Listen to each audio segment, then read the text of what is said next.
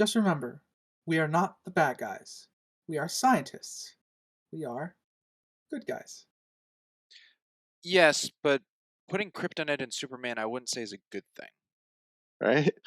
Welcome everyone to this episode of the Cheap Seat Critics podcast, where we're covering Airbud, seventh inning fetch in our baseball season we're currently doing. Woo! Yay! Clap, clap, That's So how clap! keep excited for Airbud. What a real curveball. Ah, it was a that's what you movie. did there. It was a movie we did watch. Uh, Down the line, fellas. Hello, everyone. I'm one of your hosts, a geeky writer. I'm Crimson Maroon. And I'm Sprinks. And if you look up Cheap Seat Critics podcast anywhere on any forums or airmail or whatever it is nowadays, you can find us on TikTok, Twitter, X, Facebook, Reddit possibly, and Pinterest possibly, Instagram, and we got a visual aids over on YouTube and Rumble, and we are also on LetterBox for graphs.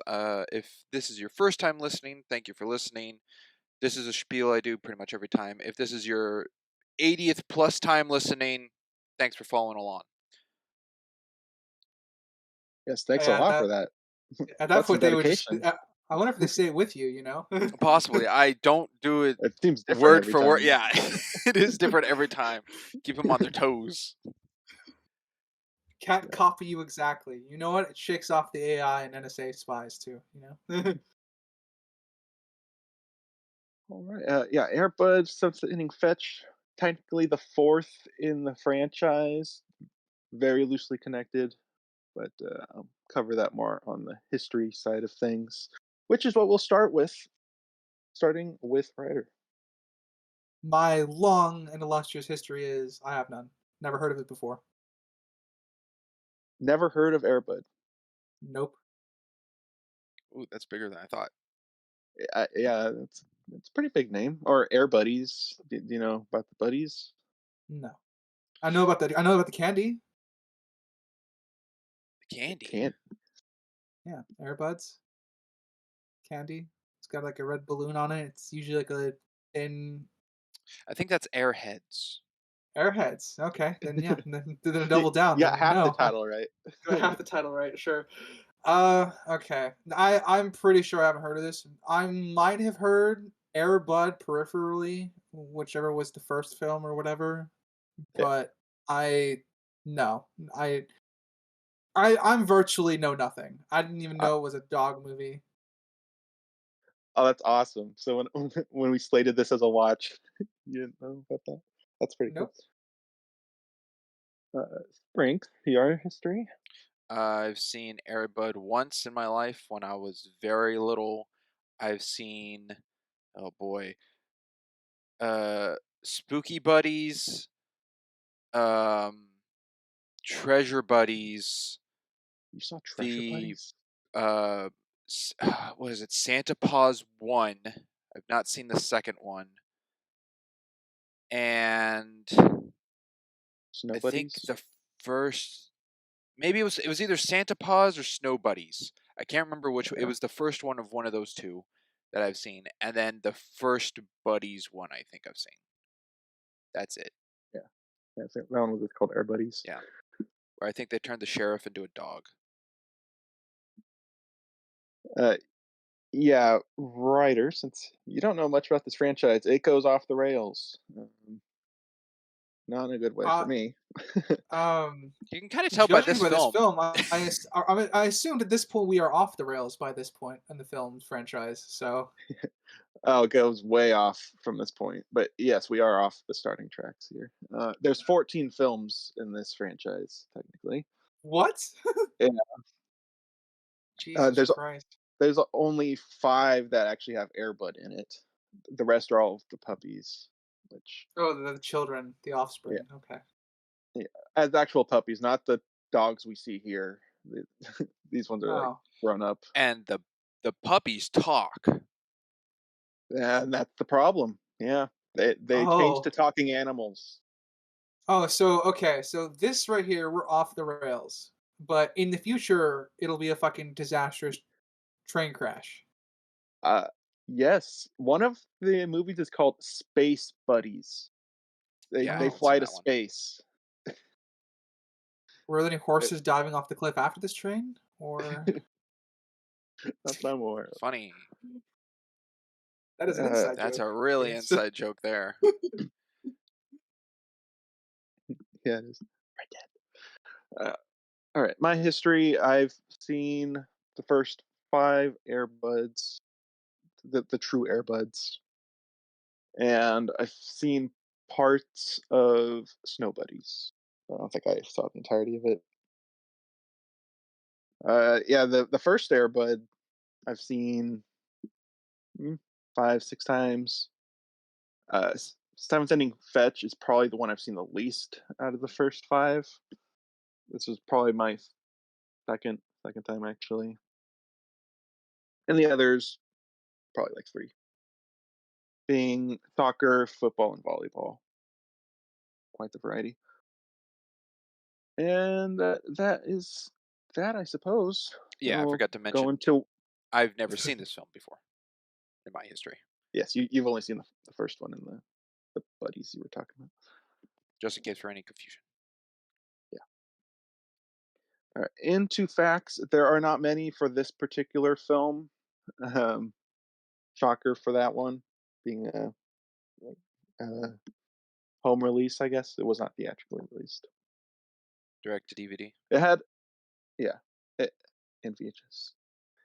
It had a budget of 3 million from what I could find, but it's sparse. I don't know how accurate that estimate is, but 3 million is what I could find, and I could not find any profits off of it, other than someone referencing it made 9 times more than the budget of 3 mil. But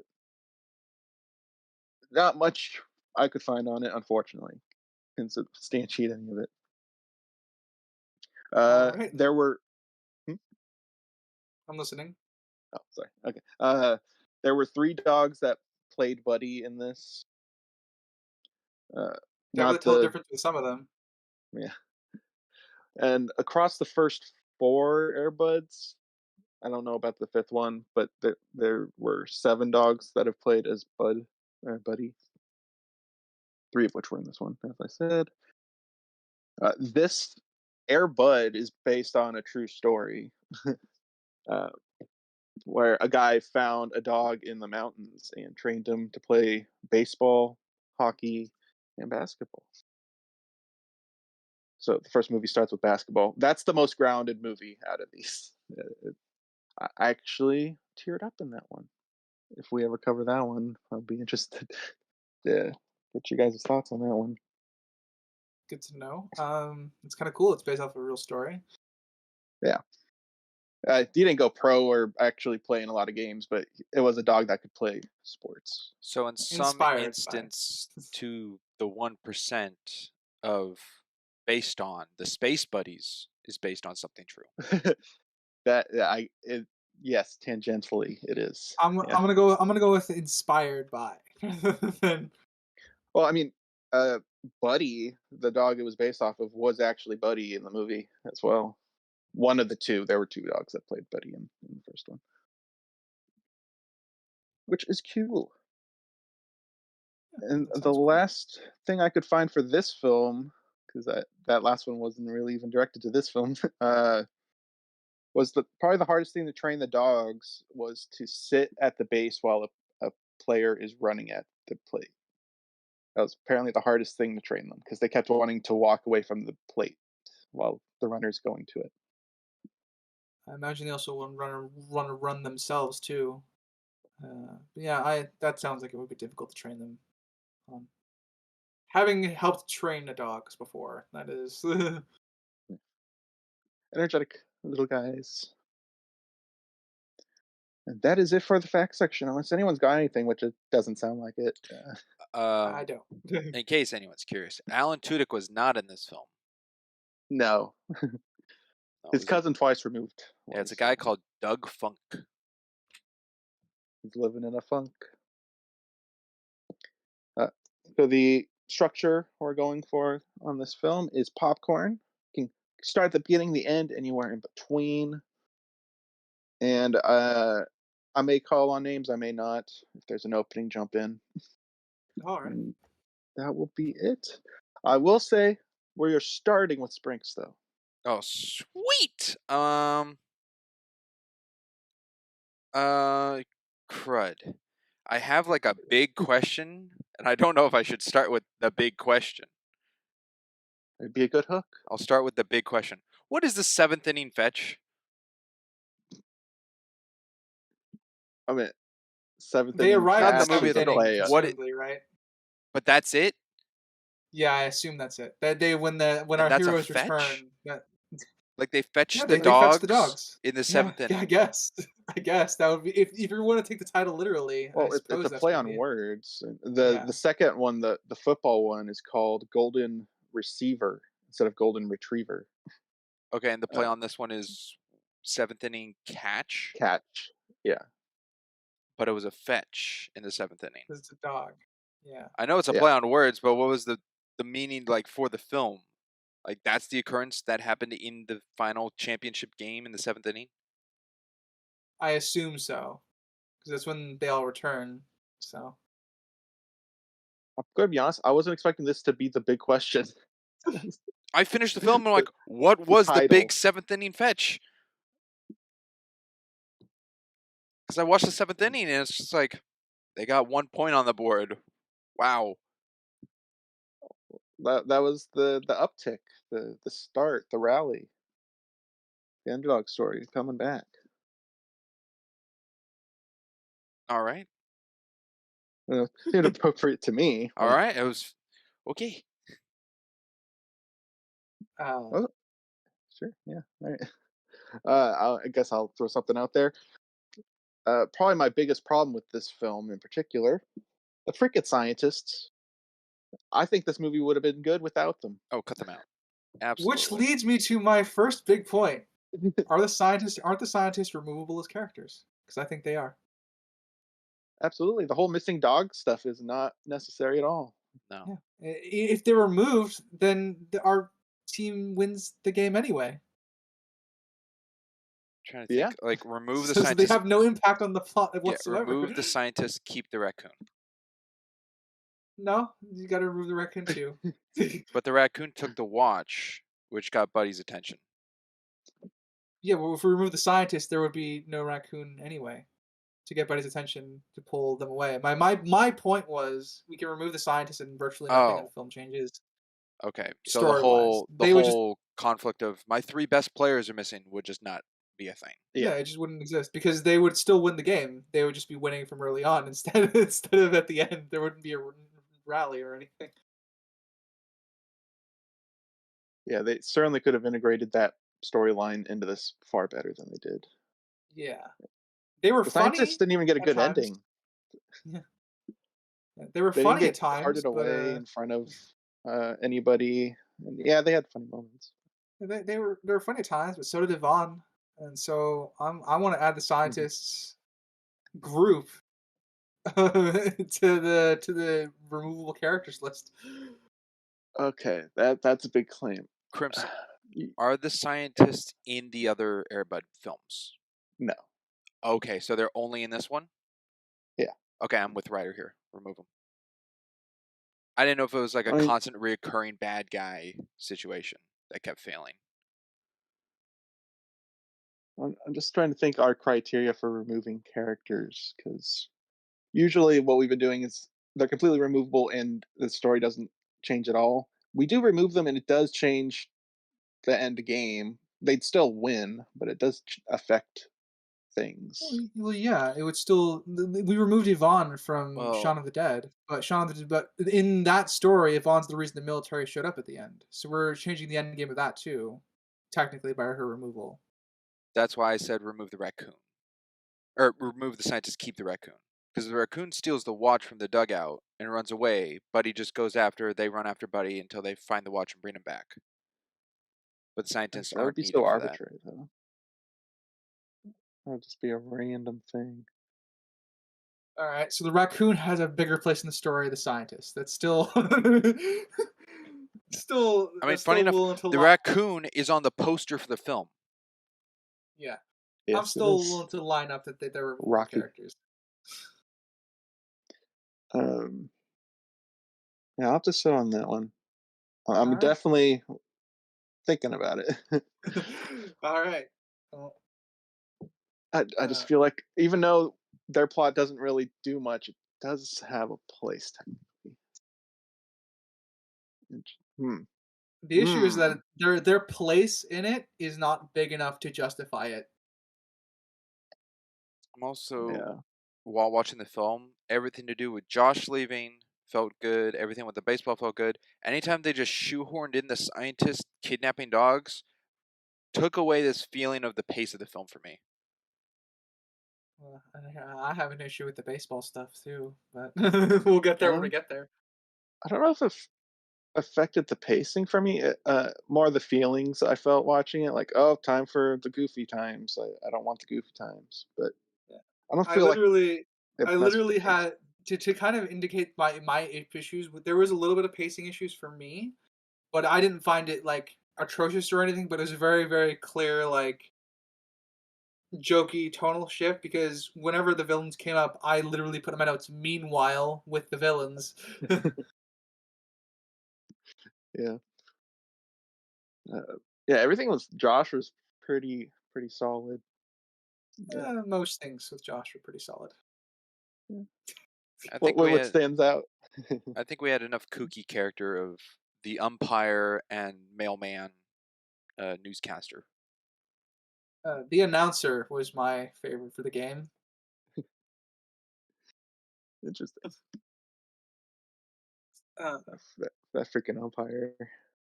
uh, I didn't remember much of this movie going into this for the podcast. He was one of the things that stood out as a memory. The freaking umpire. Such a character. They portray him And a little like a. you're out. He's really getting into it, which you know what is fair. I mean, being an umpire would be very fun. He It was reminds fun. me, by the way, they filmed him as like a Goosebumps character. Yeah, the downward angle Yeah, the while he downward moves Dutch towards little the camera a turn. little bit. Yeah, Dutch angle Yeah, is. like he could just scream, "Stay out of the basement." stay out of the basement. I agree. That's a good good comparison there. Too Uh, bad with the umpire, it's never really him when they show the umpire actually behind the catcher.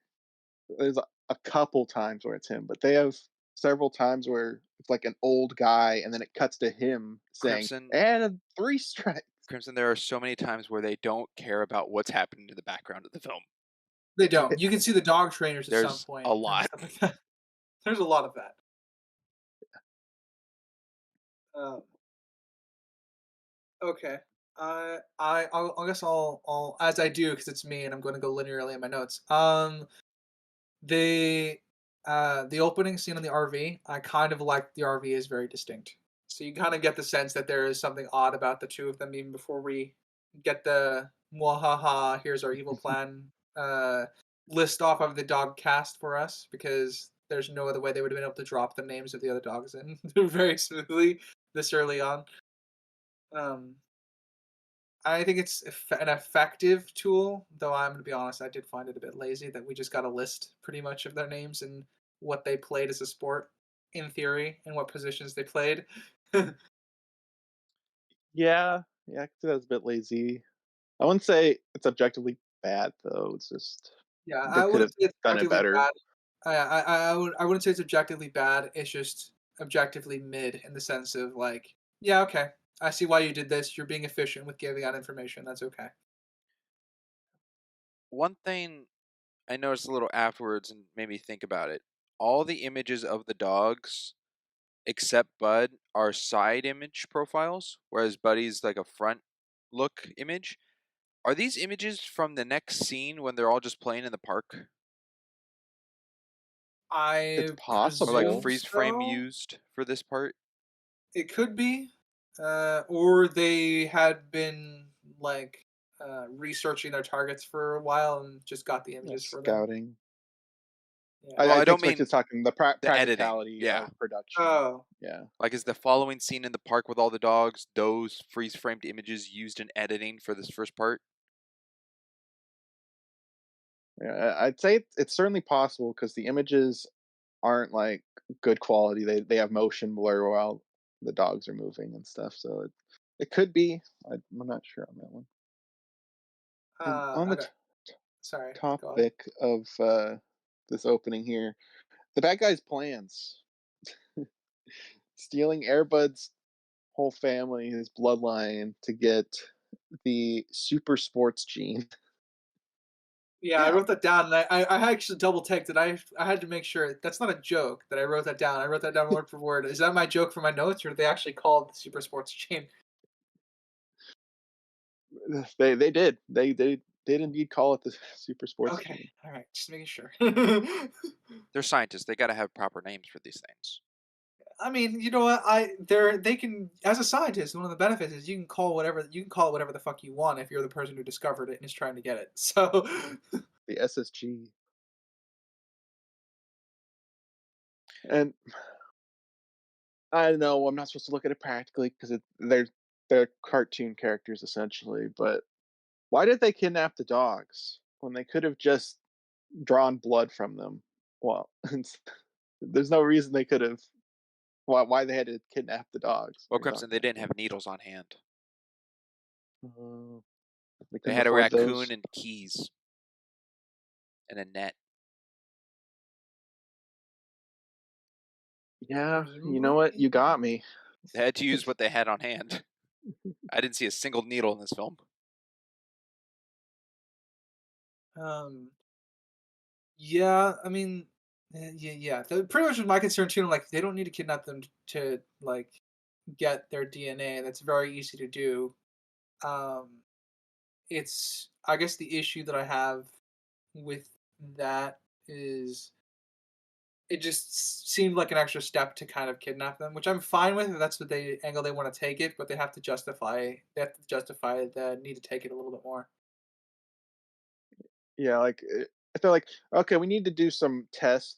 Let's put them on treadmills, test their endurance, and compare them to normal dogs, and see if there is such thing as a super sports gene.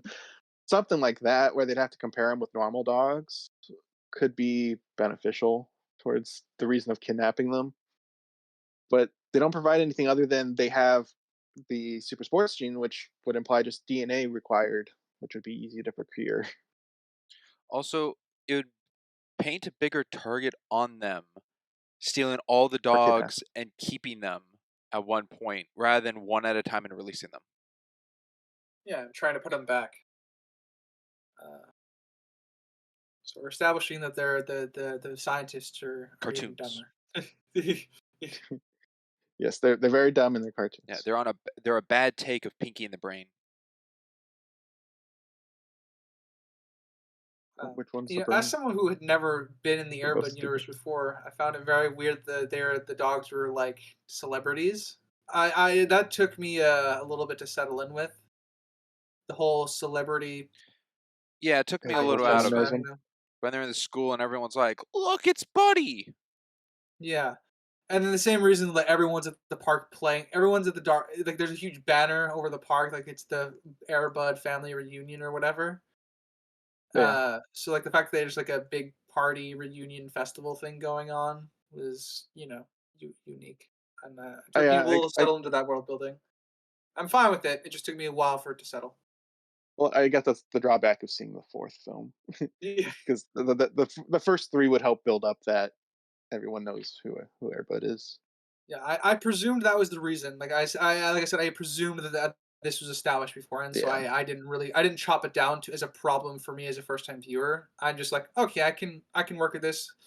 And then I had the lens of obviously this is my first time watching it, which like I said, it didn't bother me all that much once I kind of understood what the angle they were going for.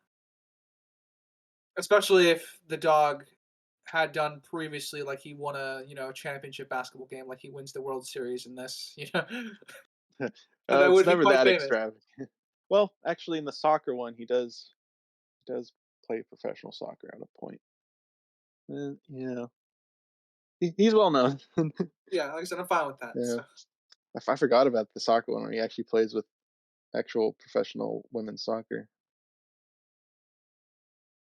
uh, I got a nitpick.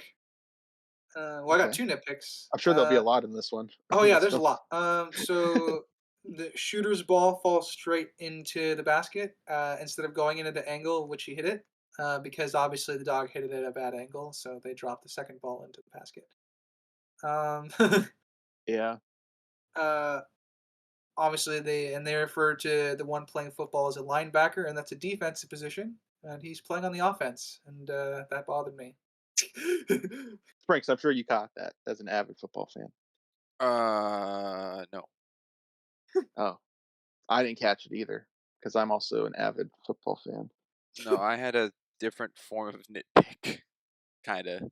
Like a self nitpick was if each dog is named towards a certain sport and highlighted of that earlier in films, probably is my best guess. Like, Striker, the soccer one, is probably doing the soccer in the soccer film and whatnot.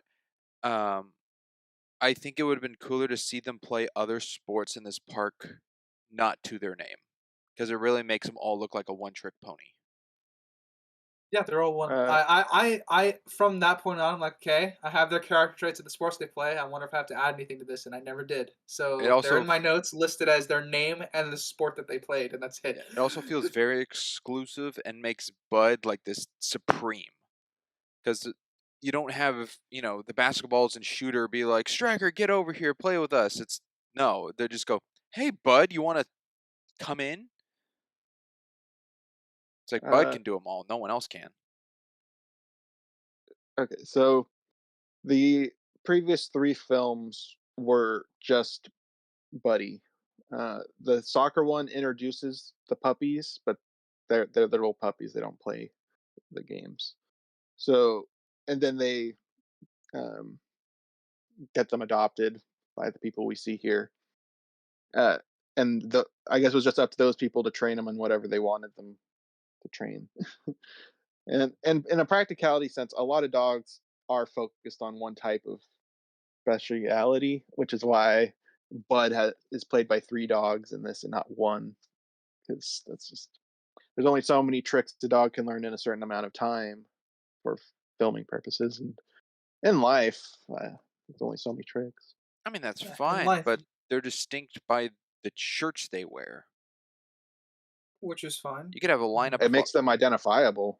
I know, I'm saying if you had a lineup of all the five dogs and they don't have their shirts on, so they all, like Bud, do you think the basketball guy could choose out which one's shooter? Probably not.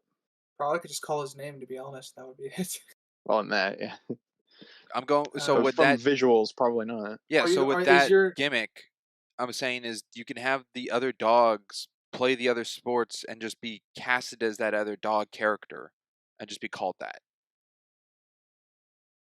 Yeah, I mean, yeah. I guess what you're saying. And yeah, they're one Oh, we're low on dimensional. a team and they don't have enough to play soccer, so let's play a whole game of basketball with us versus the dogs. It's four dogs on like a 4v4. Like that would be cool. I mean, we see a snippet with two dogs playing basketball. Yeah, the other one's Bud, Yeah. the one who And can do Buddy everything. also jumps into place soccer as well. Just so Oh what you yeah. want He's is you just really. don't want the dogs to I'd be. like all the dogs to be able to play all the sports and not set exclusively to their names. I mean, that's most athletes though. Like a real baseball player doesn't play soccer and whatever other combinations you'd want. So I don't see a problem with dogs having a preferred sport I because don't. humans do. That's okay. The thing is, this isn't like teams. This is just fun. They're just having fun in a park situation, or just shooting. It's like all skirmishes. Yeah. I guess that could be a case. Man, I was named Striker, and I was introduced to soccer and nothing else. So I like soccer the most. It's my namesake. Well, yeah. Or if the humans like, yeah, I'm striker, and I tried baseball. I just was striking out. I went on my game, but soccer that's my deal. Where's that Air Bud movie? Where's the Air Bud movie of the dog doesn't do the sport great and does a different sport? I don't know. Could be one of the buddies. Probably not. You've seen more of them than I have. I can't remember. I don't know if there's one of the buddies who's like, I'm not good at anything. I don't know. I do know in the Snow Buddies, the one where they are, what are they called? The sled racers. You know what I'm saying? Ski dogs. Ski dogs. Yes. That they had some problems with that. They had to grow into doing that. Kind of different scenario. Okay. A problem I had, which is with the time frame of this film. Uh, and I looked it up. Washington Oh, thank typically you. Oh my god. You're vindicating a lot of my world building issues. It's timing, go on. Washington typically starts school in September. I looked up Washington. I did not look up Washington 2002, but in general, Washington starts in September. They said that Josh would return by Thanksgiving. He has not that never happened in this Thanksgiving. Never happened. So we can assume it takes place from September to before Thanksgiving. God, you're making my notes even worse. Yeah. Go, keep going. No, I wrote down. I Yes. thought Josh returned. I thought the championship game was on Thanksgiving. Was it? Was Thanksgiving uttered anywhere? No, They it weren't wasn't. But expecting Josh said he'd be back on Thanksgiving, and that's when he returned. No, it's implied that he was surprised. It Yeah, was. he was Yeah. surprised. Otherwise, Andrea would have been expecting him. Yeah. There's no. It was not Thanksgiving. I just wrote it in my notes that it could have been. Where did I put my world building notes for this? Yeah. Stuff? So this would take place within 2 months, presumably, and we have 2 league seasons or just one? No, they rematched the one, Baboons. That's what presumably. happened. Yeah. So one well, entire here's baseball what season happened. Yeah, so one entire baseball season is around usually 12 to 14 games, depending on whatever for Little group League. you're Yeah. in, whatever league you're in. You typically play one game a week, but you still practice every day of the week, and you usually have a month of practice before you even start the games. Mhm. So, obviously, which means the team had to have been practicing somewhere between. God, there's a lot of time there, and I have a lot of issues with that because it's particularly related to Andrea's character. Yeah, that's why I looked it all up. Like Yeah. roughly Same 12 reason I looked games it all up. for a season. So that's 3 months there, and like you said, you practice before you start any games. So it does not fit the 2 month time frame we have here. Doesn't fit the 2 month time frame, and really makes Andrea look like a horrible person. Pretty colossal. I feel like that would be an easy continuity to uphold, but it Yeah. did not. Yeah, it bothered me because it would have been something if like he was going off over this, like he was starting school in the summer, you know, and then that's where the timeline started. I think that would have helped the film a lot in terms regard to the timeline. But given the amount of time that she spends not improving while being on the team, that's still months that go by where she's just benched and doing nothing. Yeah. So I'm just left to assume that she just chose not to do anything. Or she's just really that bad. I mean, she's pretty bad. She's bad. She's Yeah. bad. She's horrible. But like obviously the montage is where she starts getting better, but it's treated like the montage is the only time she goes to practice outside of the group. Like we don't Yeah. see any improvement outside of that, which really bothers the fuck out of me. Because her best friend noticed that she's bad and was theoretically practicing with her. They have a throwaway line with it, and she can't help her practice now because she got injured, which we'll get to that. But it's Yeah, and then the parents are too busy or distracted to practice with her as well. So once she realizes Buddy can help her, That seems like the first time she's actually training outside the team. which in of itself is a problem because the coach would have practiced with her specifically because they know she's the weakest link on the team. Sprinks, you got a popcorn? Sure. When the dad says leftovers and he has 40 hot dogs. Yeah. Who the fuck was he cooking for? Was he cooking for everybody there or just his family? I don't know. Having that much, I would imagine. Honestly, just thought it was family, and the leftovers is a joke for just like, here's the food for the dogs. Because Yeah. only the dogs came to him. The way he delivered the line, definitely jokey. Can't Um, have a dog party and not feed the dogs. yeah. Plate falls over in the wrong position from where we see it fall. None of the dogs hit him, so he just decides to fall over. All over. And He's I bracing had for to, impact. Okay. yeah, I had to add the character trait of clumsy and falls over for no reason to the Very list distinct because of this. character trait. Yeah, and it's not contradicted at any point in the film. So Um, Crimson, in the first Airbud movie, how did Yeah. they discover Airbud's good at sports? Okay. So the origin of Airbud in the first place is he was a clown's dog.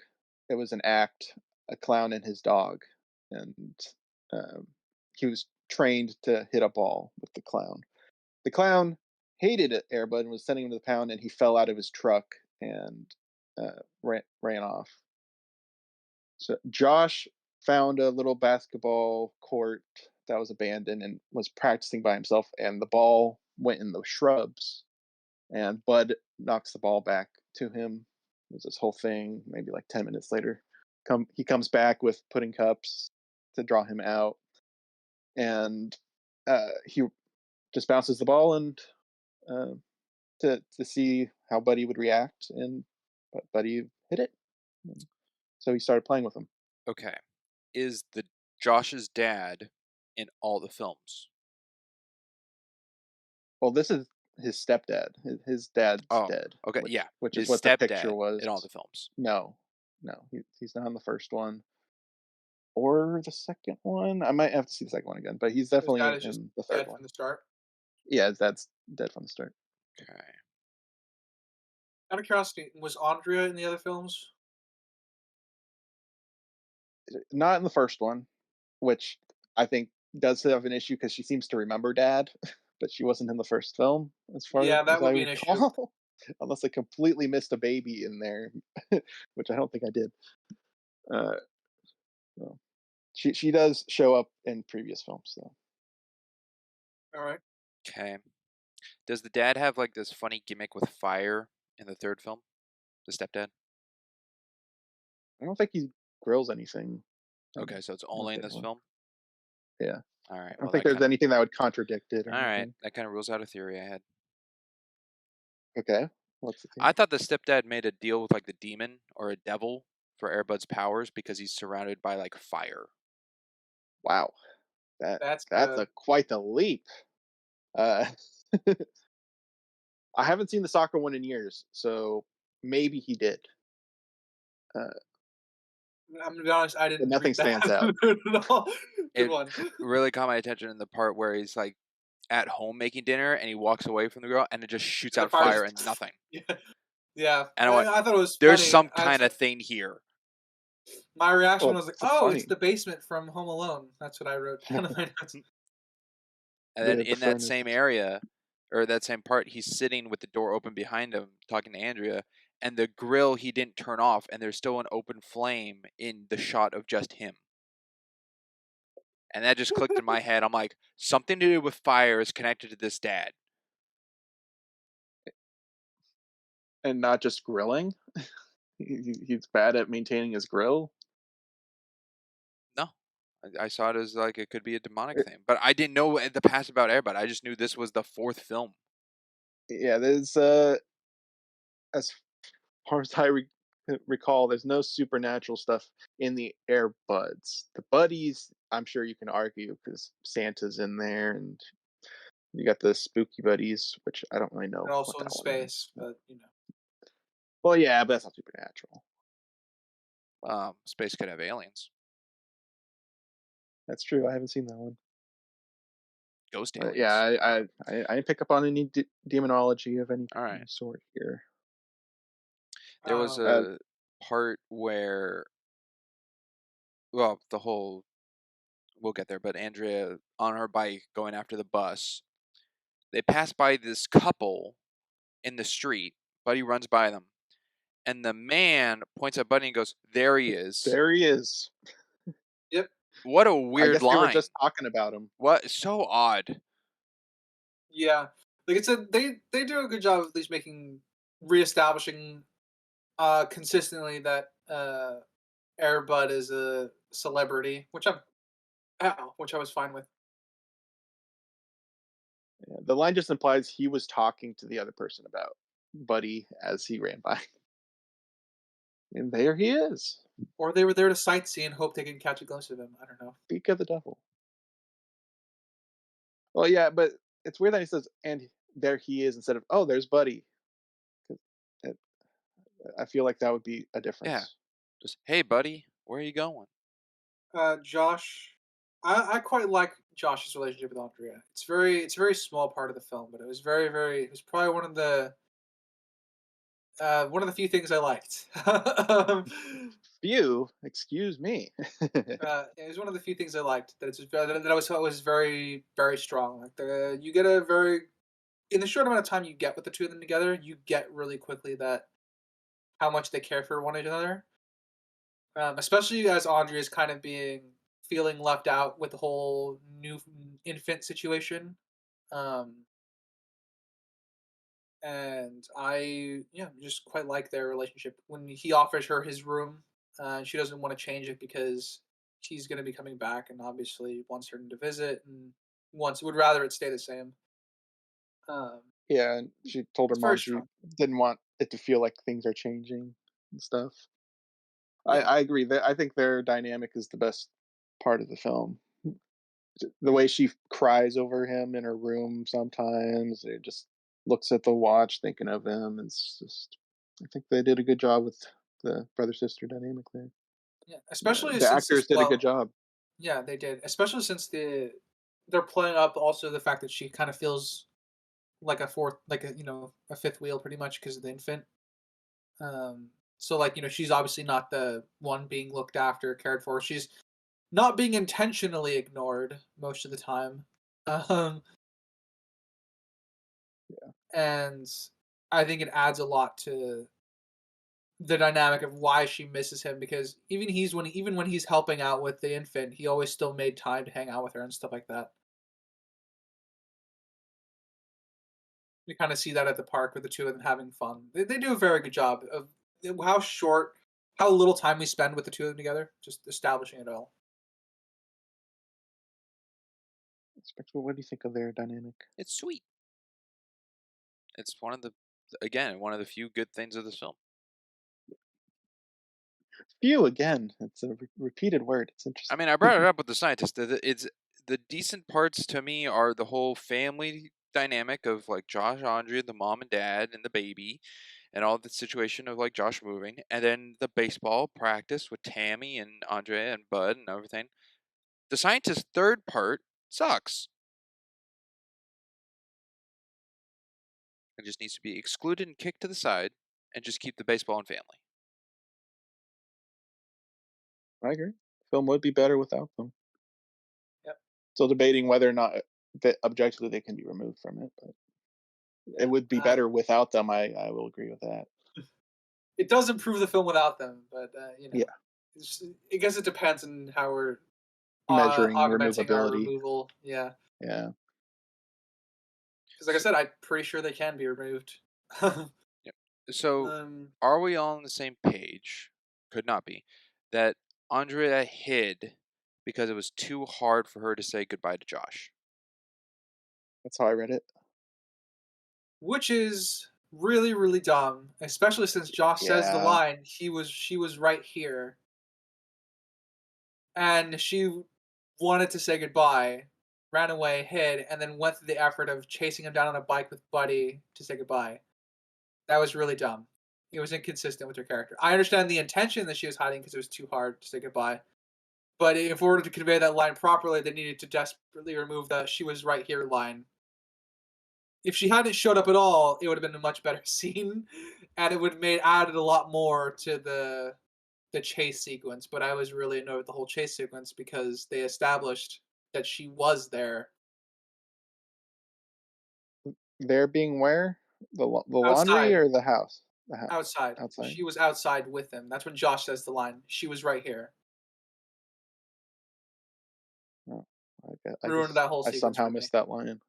Yeah, ruined the whole sequence for me, and the subsequent chase sequence, which I was annoyed with because Airbud's supposed to be smart. Yeah, I guess But it's also the way he delivered the line. I'll say that yeah, too. He said it as like, yeah, she was right next to me a second ago. Not like, well, she was here, which could have been, 15 minutes ago. Like he yeah, didn't which is a ponder it or shame. question it. Yeah, this is kind of this is where we're getting to some of the minor issues I had with Josh, related to this specifically, and it's Andrea's fault as a character, not necessarily Josh's, but they're tied together intrinsically by the plot. So, um, this creates a contradiction for Andrea's character that I unfortunately didn't like because I really do find their dynamic to be one of the strongest cores in the film. Um, the fact that I understand their intent is to convey that she's conflicted and didn't want to say goodbye, but because she was already outside watching them pack the car, presumably, and then went through the effort of hiding from him to not say goodbye, and then willing to immediately go out and say goodbye by chasing him down on a bike. That was a little too much contradiction for my taste. Well, we got to establish she owns a bike. It's pretty important later. That's true, but we could have just shown her driving into school, though, at some point. Yeah. I'll say it's a nice small detail that when Josh goes to look for her, he looks in a place he thinks she'll be, which is actually where she is hiding. Yeah. You know, I it did is a like nice that. detail that he knows where He she's didn't hiding. try very hard. No. Just No, not at all. lifted the top layer, but at least it's there. Is Tommy a character in previous films, by the way? His friend? Josh's friend? Yes, he is. Thank Okay. I thought goodness. he was. I wasn't sure. I thought he was, just by the way he was interacting with everybody. I If assumed he not, was. he's a character you can rip out of this film. Yeah, yeah, he's in all of them to this point. Cool. I will chop that down as a continuity then. I like that they kept his friend, even if it's a small role. Uh, Yeah, this was the last one with Josh, I believe, and that family actually. um, the next one, the volleyball one, is a completely different family. Interesting. Does it explain why? I don't remember. Actually, I, we I don't need. just remember there was a different Yeah, team. we don't Yeah, need that answer. I'll say that. when we cover that Yeah, one, then it'll matter. this movie ends without giving us that next step, so Yeah, we're good. What we're not good with is day one of junior high. Andrea forgets her backpack, and Tammy doesn't notice either. what? That's a Yeah. problem.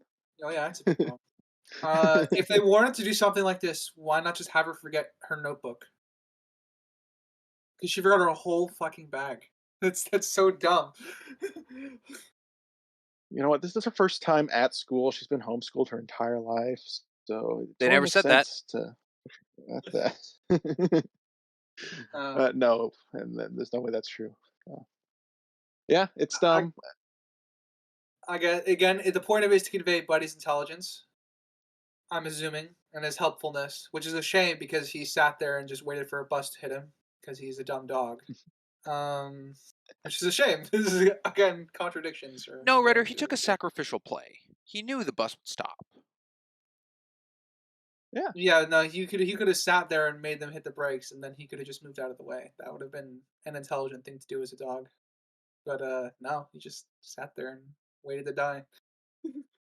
he could have Um, army crawled under the bus as it braked. You don't know, even though he was standing straight up and proper, not ready to move at all. uh, Yeah, I had a whole issue with the backpack sequence. That is one of the React timestamps that you have to look at in our group chat. Yeah. Yeah, I mean, it gave me similar vibes to her hiding in the laundry. Funny enough, since we just talked about that one, I felt the same. It was just an arbitrary thing to throw in for not stakes, but To involve Buddy. huh? To involve Buddy. No, well, I guess technically that's not what I was thinking, but yeah, just to have more happen, I suppose. Really shying away from drama, are you, writers? Uh, They got plenty of drama. They got two friends fighting over one helping the other. Oh no. what conflict, such majesty. How dare you help me onto the team? At least it was resolved shortly, because Yes, I it was not assume a I big assume problem. yeah, it wasn't a big problem, but I like that it was resolved when they talked. My issue with that is that they didn't seem to talk for the months prior because Andrea played in like 4 games at least, so Yeah, at that least. that was there for about a month. She made the Uh, front paper 3 times. I know nobody on the team does, but uh, Tammy and Andrea both make it on there. yeah, it's the local news. I don't. That seems arbitrary, but it's okay. I gave it a slide. Well, Well, another I mean, thing one of the was, newspapers is like the team's back, and it shows Andrea. I'm like, why not a photo of the team? The yeah, there was Timberwolves are back. what was it? There was Tammy made the page because she was on second base and went to home. It wasn't her hitting a ball or catching an out or anything. It was just from second base to home, and they're like, she made the paper. Well, I mean, that could have just been the best photo they took of her during the game. That didn't Well, have to be the that's not the play photo that they earned her the took. spot on the paper. Okay, that's not the photo they took for it, but that's what they showed of that game. And they're like, "Wow, great job, Tammy." And it's like, yeah, you made a point, but it wasn't a I, play. I mean, it's implied she's the best player. One of them even says she is, I think. So I'm sure she did more extravagant things in that game than just Hum, that. hum, In theory, she is the best player. This is like in League of Until Their she Own benched. when Ernie saw Dottie bat one ball, and it's like, oh yeah, she's great. Yeah, there you go. League of Their Um, Own. Interesting how you bring that up. There's a similar thing that happens in here. Some splits, maybe. Yeah, split catch. Yeah, completely coincidental, I'm sure. Not an homage or reference to anything. No. What about that scene where Buddy got like turned into a giant, started eating balls,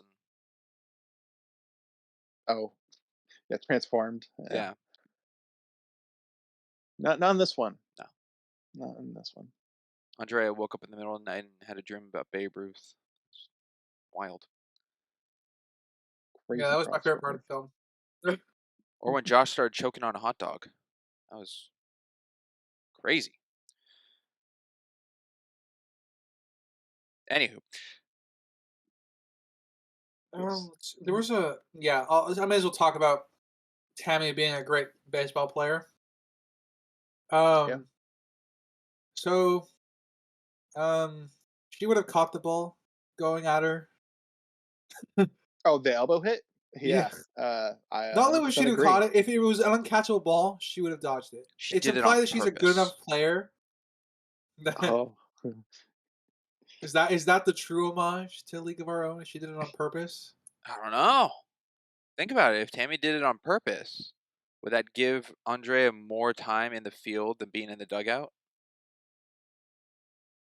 Take the place of a I mean, player? technically, but they did not play it off like that. No. Um, yeah. I agree, So I have an Ryder. issue with that. I then put in my notes she's an overrated catcher. Might have been a little too dark for this children's film, but if she got hit in the head with a bat, like the kid swung too wide and hit her hit in the head. That would Even with be the a mask, that good would have knocked injury. her out at least the next couple games. Yeah, that concussion, easy, makes sense, doesn't make her look bad, for no reason. Yeah, Yeah, that'd be good. I would agree with that because also it was really badly edited. None Yes, it was. They filmed it like 3 different shots and none of them lined up properly.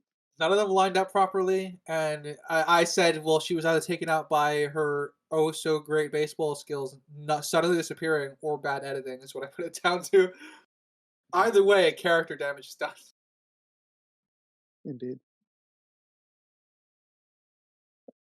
Something I praise Airbud, at least the first 4, because the volleyball one I don't remember too much either, but I think it also rings true for that one, is how reliant they are on practical effects.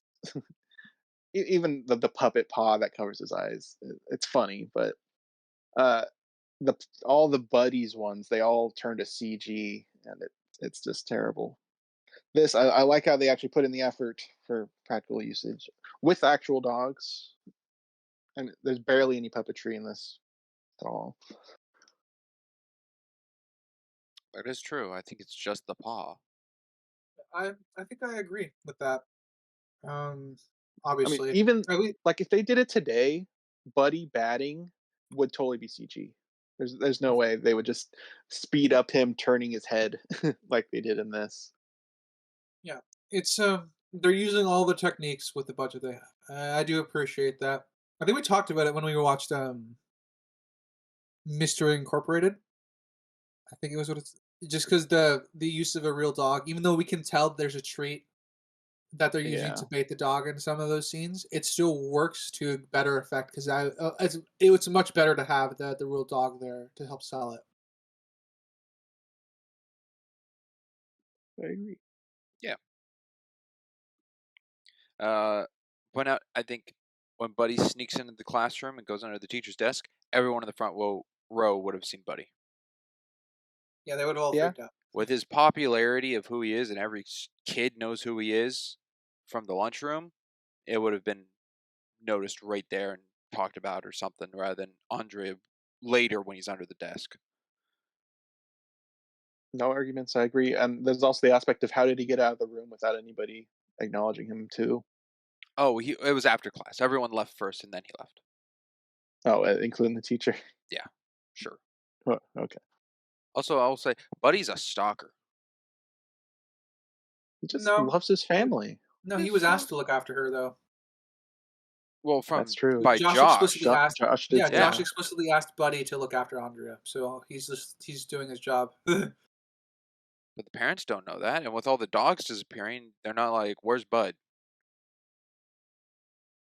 Um, yeah, we I've met the can sheriff. I'm talk not about too that. worried about that plot line. The sheriff is Hey, equally bad. Sheriff's great at his job. He caught the bad guys somehow. I don't know how he found them, but I have no idea how he he saw did them as he drove past. Yeah, that's I was gonna bring up. I don't know how he got past them. There was they showed a hill there. How the hell did he see them? Couldn't tell you. I don't know how he found the RV park either. There's he's just really good at his job. He could smell the car, you know, He could fire the That's true. bike tire tracks. uh, On the on the note of road. not really knowing what to do with their background for filmmaking, when Josh, Andrea are saying goodbye, and Buddy, they're having their goodbye. The wide shots, you can see that inside of the bus with everybody just kind of crowded at the front, standing normally, and then obviously the close-ups is just Tommy being pressed against the window. Oh, yeah, yeah, I saw that. It's also pretty bad. Yeah, not great. Um, at the dinner scene where I brought up the stepdad's fire in the background situation, the baby's sound effect crying does not match with the face. No, usually they don't. Yeah, there's Not also not another a lot of instance of things. that where Andre and Buddy are doing practice and the balls are being thrown at her. The up close shots are fine, but the further away shot, like the wide shot of her, doesn't match to audio. Didn't pick up that one. take your word for it. What's everyone's thoughts on Coach Crenshaw? She's fine. I think she needs to be a little more uh, individual player than fan favorite. Like Tammy, hey Tammy, we're winning because of Tammy. I think it should be more like this player and this player. And I mean, the kid with the glasses gets screen time a good amount, but I don't even know his name. I mean, she's the one who Her name had was Randy lead the group before she knew how good Tammy was. So like there is a bit of that, but there's no involving of Andrea, which is a little weird. But I get it because she's the outsider of the group. So I guess my thoughts on the coach is this: she has a more justifiable place here than the villains. yes. I can agree. The coach is important. Uh, do you think it was right for her to put Andrea in the game? Considering Because they needed someone to fill the presumably, slot. Yeah. yeah. Well, presumably somebody got kicked when Yeah, they she didn't just make the thought Tammy team. was that good. Yeah, You were asking her for the whether it tryout. was okay she joined the game and team at all. Yeah, because presumably someone had to get kicked unless everyone trying out made it for the team. It looked like everyone trying it out made for the team. To be perfectly honest with you, in high school, if you sign up for that club, you're just a part of that club. I don't know if Like that's they don't. true. Because then the roster part wouldn't be a whole scene of like her telling Yeah, Tammy, wait if for the everyone that roster. tries out makes it, yeah, that wouldn't make People The sense. roster definitely part, got the roster, kicked. yeah, that's why it's dumb. I'm pointing out that another flaw in the film. So, like, if you sign up for baseball or football and stuff like that at a high school, um, you're generally just accepted, and then obviously you have your starters, the ones that are going to go on the field first, and then obviously you rotate out with whoever's not on the field. But you have extras. That's a thing you do.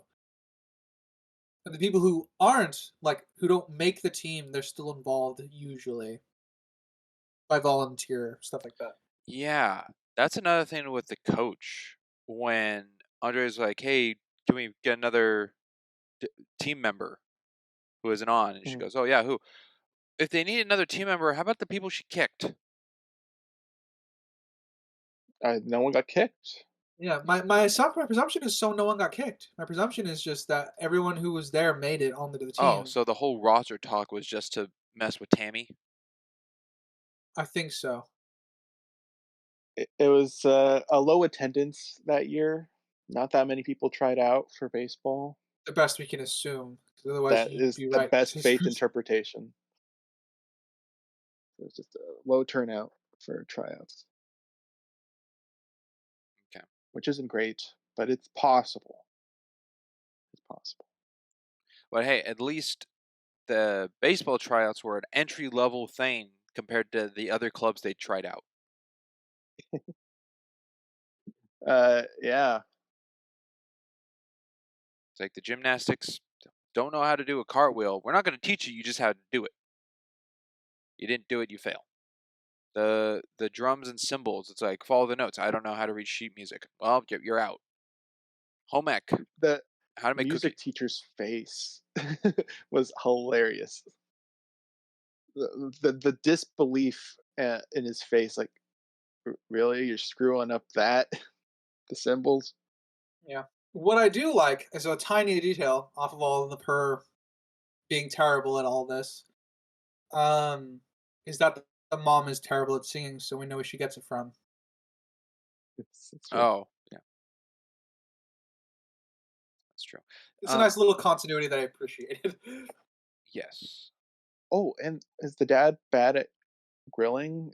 Is that what the leftovers were? Were those failed That was all cooks? failed food. I didn't look at it. It did look kind of black, right? No, Were I, those No, just you're failed they supposed to don't plants? char. look. You're supposed to char your meat on the grill. It's just you have to balance your level of char with how much you're cooking in the meat itself because you don't want to overcook it. So those looked right to me. Yeah, it all looked fine. I mean, part of it I was didn't look at it. ribs. It wasn't all hot Of dogs, course. Yeah. so that was darker. But no, it was fine. A question of curiosity for Crimson here in the past Airbud films, being that the Okay. first one is on basketball, Does Yeah. Air Bud do any elements of basketball in the other films?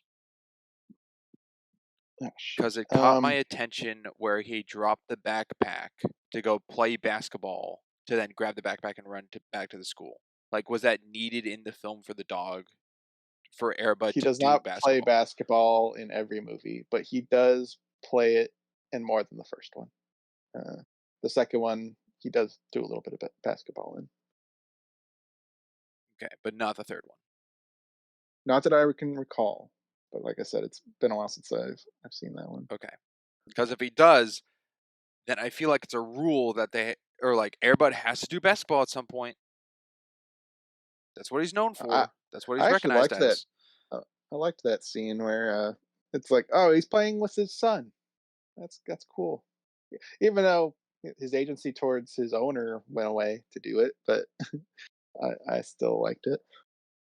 I don't think it's I don't think it needs to be a rule, but it's just kind of reinforcing the character trait, I suppose. It's like a little a nod, I suppose. I just think it would have fit better in a scene that didn't have a time limit to it. Like he Yeah, with him needed to get trying her to the beat. bag, yeah. If it was like on Yeah, his way back I think it would have home been under. or something. Yeah, I'm I in agreement with you there. It would have been better if it was placed somewhere else, and he was off by himself, just wanted to go play with his son just for fun. That would have been, I think, a better placement for it. I guess Also, speaking of, sorry, go ahead. with that, Bud's a girl, right? Huh, good question. My answer, my thought on the process on that is I have no idea. I have no idea who the other parent is for the pets. Uh, Buddy's boy. Buddy's a boy. Okay, because I thought I read in a description that it was like her litter is the other dogs. Interesting. No, and the soccer one, Buddy meets a girl, and that's where the puppies come from. Okay. Then I read a description that was off. It's impossible. Yeah, they reference him as boy a lot in the first one. There's several characters, so it's not just one that's confused. Okay. And trying to think if they say boy in this, they just call him Bud, right? I was like, "Come here, boy." Oh, it's Something Bud. And like I that. think they say Air Bud once.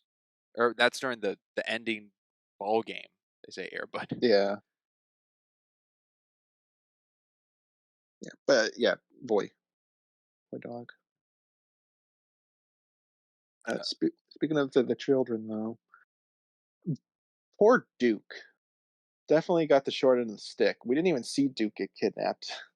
We threw our dog napped. Every other dog Well, got Duke's dog also the napped when we one saw it. playing frisbee catch, so doesn't play sport. Yeah, the only one that wasn't referencing a previous movie. It's a shooter, obviously the first movie, basketball, striker, the soccer one, and Zach the football, which are the three previous sports in the Mhm. franchise. Well, it'd been cool if Duke was like hinting at the next film of Frisbee. But it was volleyball, you say. Yeah, volleyball was the next. With a talking parrot. Oh, great. Animals started talking in that one. Yeah, at least that one makes sense. The parrot. Meanwhile, the R&B of inconspicuous villainy. Um, Yeah. I thought the going out to buy a car sequence. I think that was probably one of the jokes that got me in the film. Doesn't justify their Oh, place, but I did find the joke funny. interesting. I thought that was one of the lamer jokes. Oh, it's still lame, but it's one of those jokes that will always get me if it's done in the right way. Oh, okay. Yeah. I could Okay. say out of all the quote unquote jokes in this film, only one got me.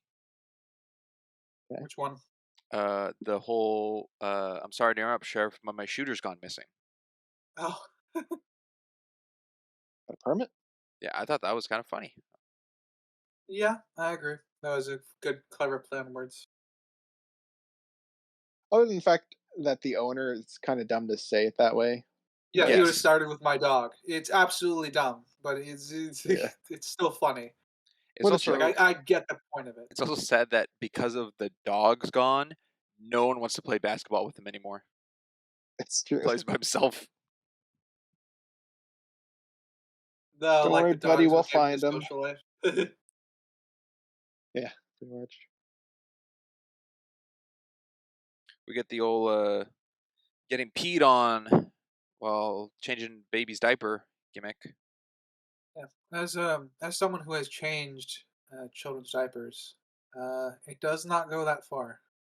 No. No. I'm glad there were no farting jokes. I'll Me take the pee too. joke. It's good to see some restraint on behalf of the writers. Yeah. Yeah, for a Not a lot of children's potty film. humor. Pretty much just that, the peeing part. Detail I caught was when Buddy sneaks onto the bleachers when the coach is like giving like, this is what practice is going to be like. Wide shots, you can't see them. It's true. It's true. It is true. Uh, I do like how they show him watching, so he actually knows how to play the game. Because there's a lot of rules regarding baseball. Sprinks even learned rules throughout this season about baseball. I have. So it yeah, was so nice to showing see Buddy him learning observing it. is good. Yeah. Yeah. It's more believable that he picked it up when it was time for him to join the team. Yeah, because he doesn't just like run around all the bases at the end. He actually stops when he needs to stop. He steals a base. Yeah. He I've just found my notes for the baby pissing on Andrea scene.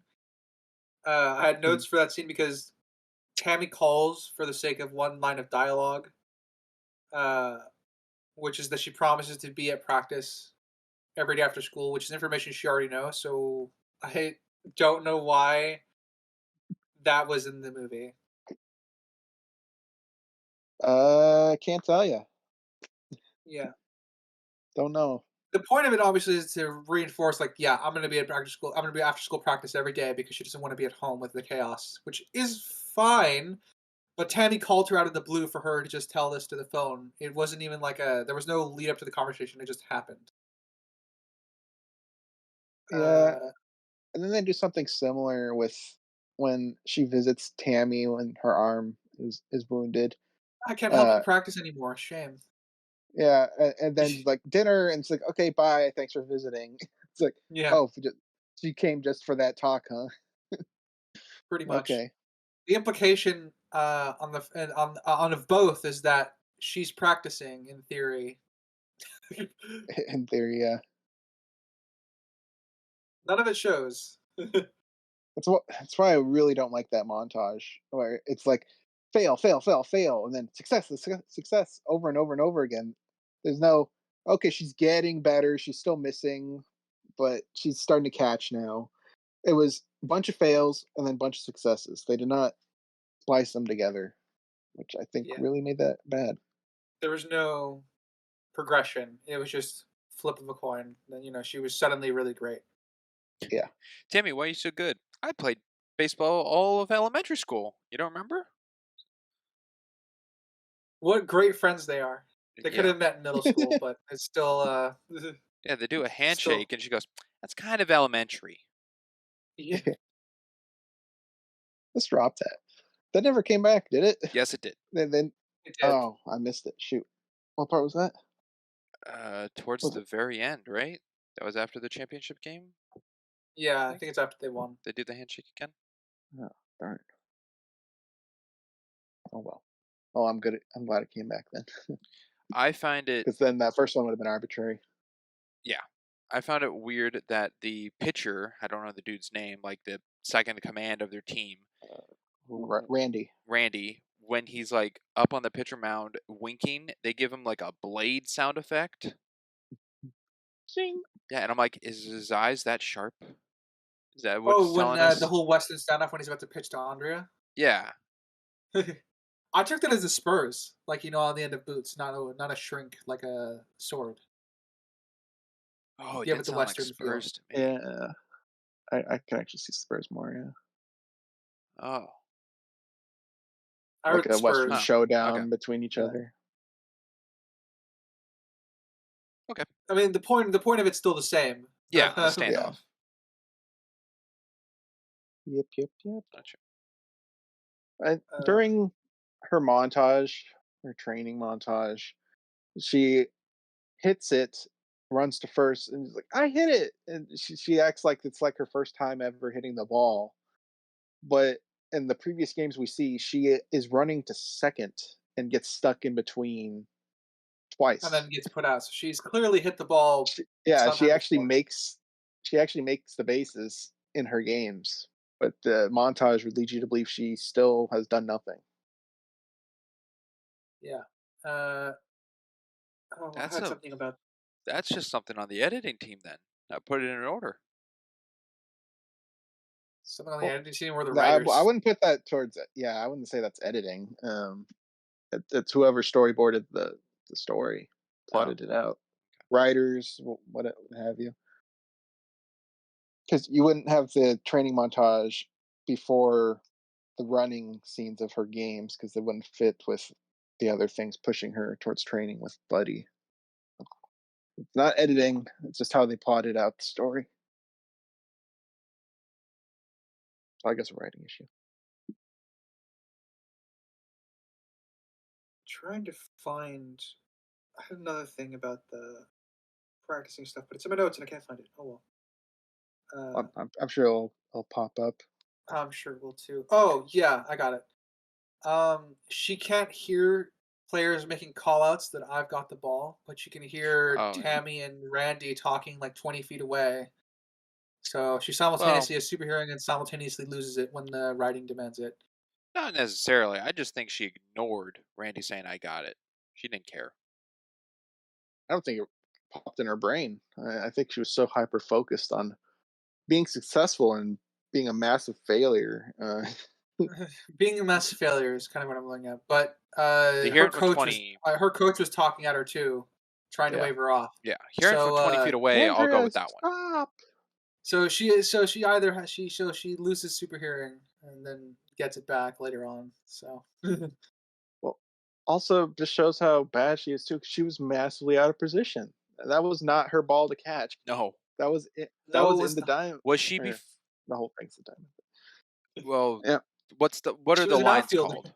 Like the square, the base square. It, yeah. Baseman, second baseman, third baseman, shortstop, pitcher, Well, those are outfielders. positions. I mean The inner diamonds. field. Yeah. Oh, Yeah. So that line, I guess, that invisible line of first to second, did she cross that to the pitcher's Yeah. mound? They crashed in there in the dirt. Yeah. Okay. So Yeah, she it was was way not out in of the line. field. Yeah. That would have been pitcher first or second, whoever, because it was in the middle. So it would have been whoever called it, which he did. Uh, so definitely not the outfielder's job to get that ball. No. Leaning more towards she isn't paying attention or learning anything at this point. I have a question. Mhm. When she got home and says she made the team, and her mom comes down and says, like, the baby was just went to bed or whatever. What did she break? Because there's Probably like a a sound light, effect of broken glass, a but timestamp nothing of falls. Yeah. 3307. Yeah, it was a very clear sound effect. I don't think anyone missed that. Safe bet would be a light fixture on the ceiling, but no glass fell on her. Yeah, and it was never So commented I guess it, on. I guess it would have just cracked it. I don't know. Even though it didn't sound like a crack, it sounded like a crash sound. Yeah, it just sounded like Interesting. breaking That was not glass, but the bit on that scene. Problem with the scene for me is how the mom reacts to her baseball. Pretty much, her family's never really encouraging or like, "Oh, you're really taking up baseball. I'm so glad you're getting into sports, just like Josh did." And Airbud, it's great that you're trying this out. It's all very mellow, unengaged, which goes with her like no one's paying attention to me. But I feel like they would at they least acknowledge it. yeah, they really play into that a bit with the whole scene of where she's like, "Hey, anyone want to teach me to catch?" And the dad's like, "I gotta go get a horse is having a foal," and the mom's like, "I gotta make Yeah, soup. Watch the baby for me." Like that's yeah. heavy-handed of like, we're not paying attention to you at all right now. they're busy. I get it. They play it off well enough like that. My issue with the scene is that she doesn't know her infant brother's schedule.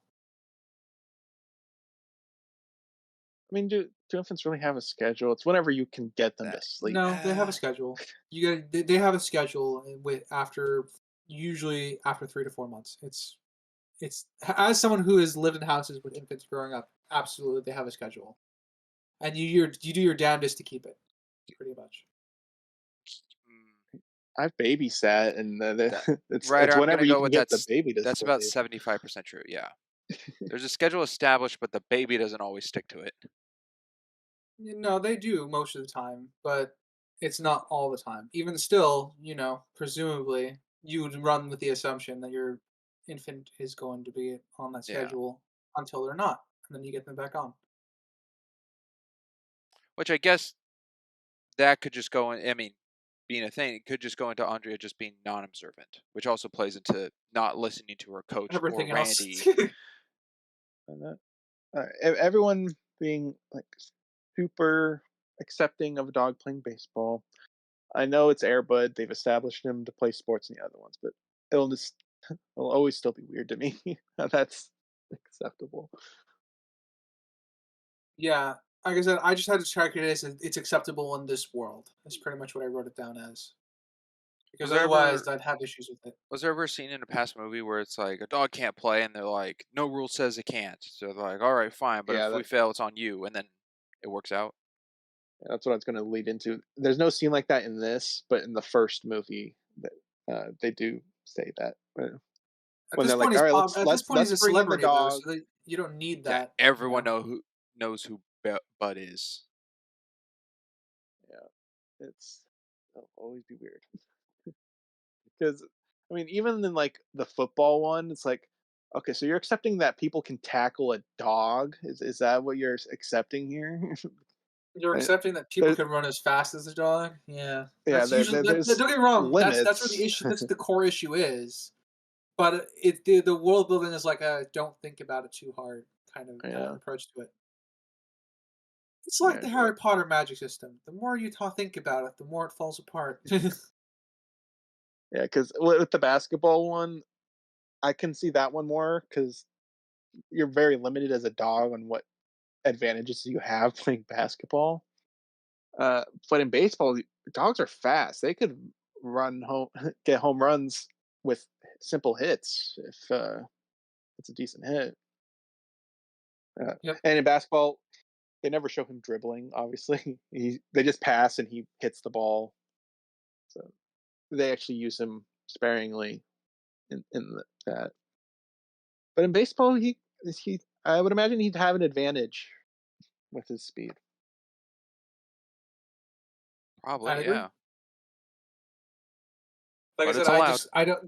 I don't have any quote unquote issues with the world building in a larger sense because they kind of skirt those concepts to its benefit. My issues with that is like if you are going to take it in a more realistic direction, then it's a problem. But I've never seen the first one, so this is my Oh yeah, introduction. I assume we're in some sort of fantasy Or the land first where this three. is just accepted. Yeah, yeah. I mean, I'm I'm more leaning towards you're right. It is established. He's played sports. People acknowledge that. I would still want the opponents to say no. That it's like, all right, he's in the game.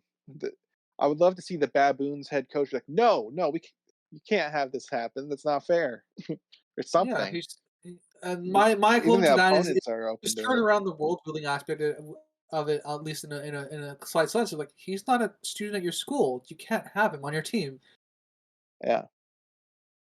So some acknowledgement from the other team would have been nice. I How would you agree. resolve it though? Even if You're it's asking me. played off of not like the sense of like negative, like oh no, a dog, you can't have a dog. It could go the other way where they're laughing at him, which plays into they don't know who Airbud is, but they're laughing like, they brought a dog. They're so desperate. Like I mean, even the pitcher's like, I can handle Buddy. Buddy hits the ball. Yeah. It's also so funny because of his height. He doesn't change the stance of his batting. It's one It- area. Just turns his yeah, head. yeah. Yeah, At that point, the pitcher should just throw it on the high part of the box. Buddy would have struggled, yeah. or he just really wanted to strike Buddy out to prove a point. I'm curious. And then Or go ahead. we can talk about Sparks' point. Oh, okay, cool, funny. You said the scientists aren't in any of the other films. Is Rocky the raccoon in any of the other ones? No. Okay, so is it just saying that dogs have this thing against raccoons to track them down? Is that the Sure. whole ploy to get the dogs? It's heavily reliant on that premise, and I think it's ridiculous. Because these are some well-trained, well-behaved dogs that love their owners and the sports they're playing, and just to drop these things, just to catch a raccoon, just seems Yeah, off. why don't they just pause what they're doing and bark at it? That would get everyone's attention in that direction, which would catch the Yeah. scientists. I'm glad, at least with Buddy, he doesn't just chase the raccoon. He chases the raccoon because of the watch. That's um, so. Buddy, I think, is okay. The other dogs, it seems quite lazy. Yeah, Oh, well they're done. dogs. They must Yeah. chase raccoons. That's why I was curious if there's a thing in the other films of like a raccoon situation. The only thing I could guess is just the classic thing that dogs like to chase other animals, which is true. But these dogs are extremely well behaved. I mean, in terms of movies, Up is the obvious one where the dogs are constantly distracted by squirrels. Bro, Uh, and then in real life, I used to live with an Australian Shepherd, and even well trained, we were at a more remote location, and they saw oh fuck a desert kangaroo rabbit, a desert kangaroo rabbit. uh, Um, and my dog, the dog that was extremely well trained, but you can see the instincts take over. Like they hunched back, their ears went flat back, and like they were about to sprint off. The only reason that they didn't is because we managed to grab the collar. So there is something there to be worked with, but I think because of how well trained these dogs are established to be and how special they are, they need to do some more. and then there's more to the stupid bad guys. When they choose to dog nap, like the barber one. Um, which dog was that? That was Striker. Striker, broad daylight in the middle of town.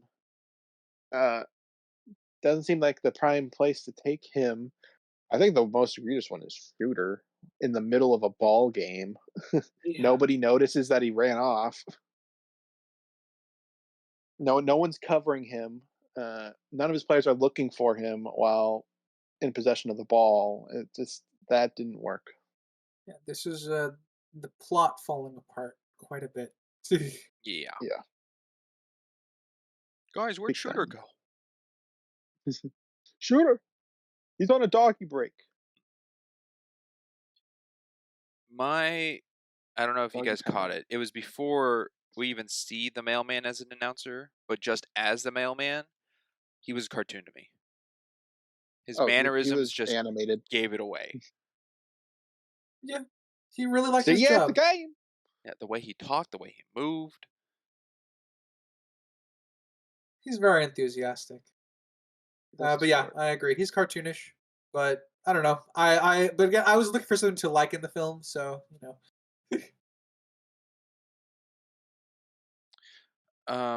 I also have in my notes here a timestamp of 37:27, which I'm guessing by my note here is during one of their first games they play against another team.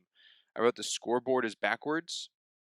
I think it's because it's visitors and then the Timbers, and the Timbers are up to bat, and the visitors have no points on the board. So it should be the visitors first to bat for their points before switching sides. No, don't they do coin tosses in MLB as well? For the Uh, beginning of the game to establish who's yeah. going first. Yeah,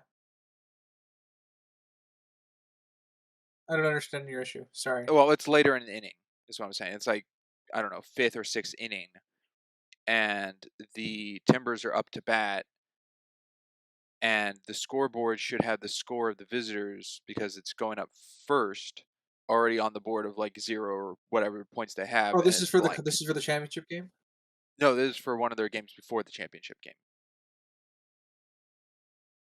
Could have been the game where Andrea knocks into Randy.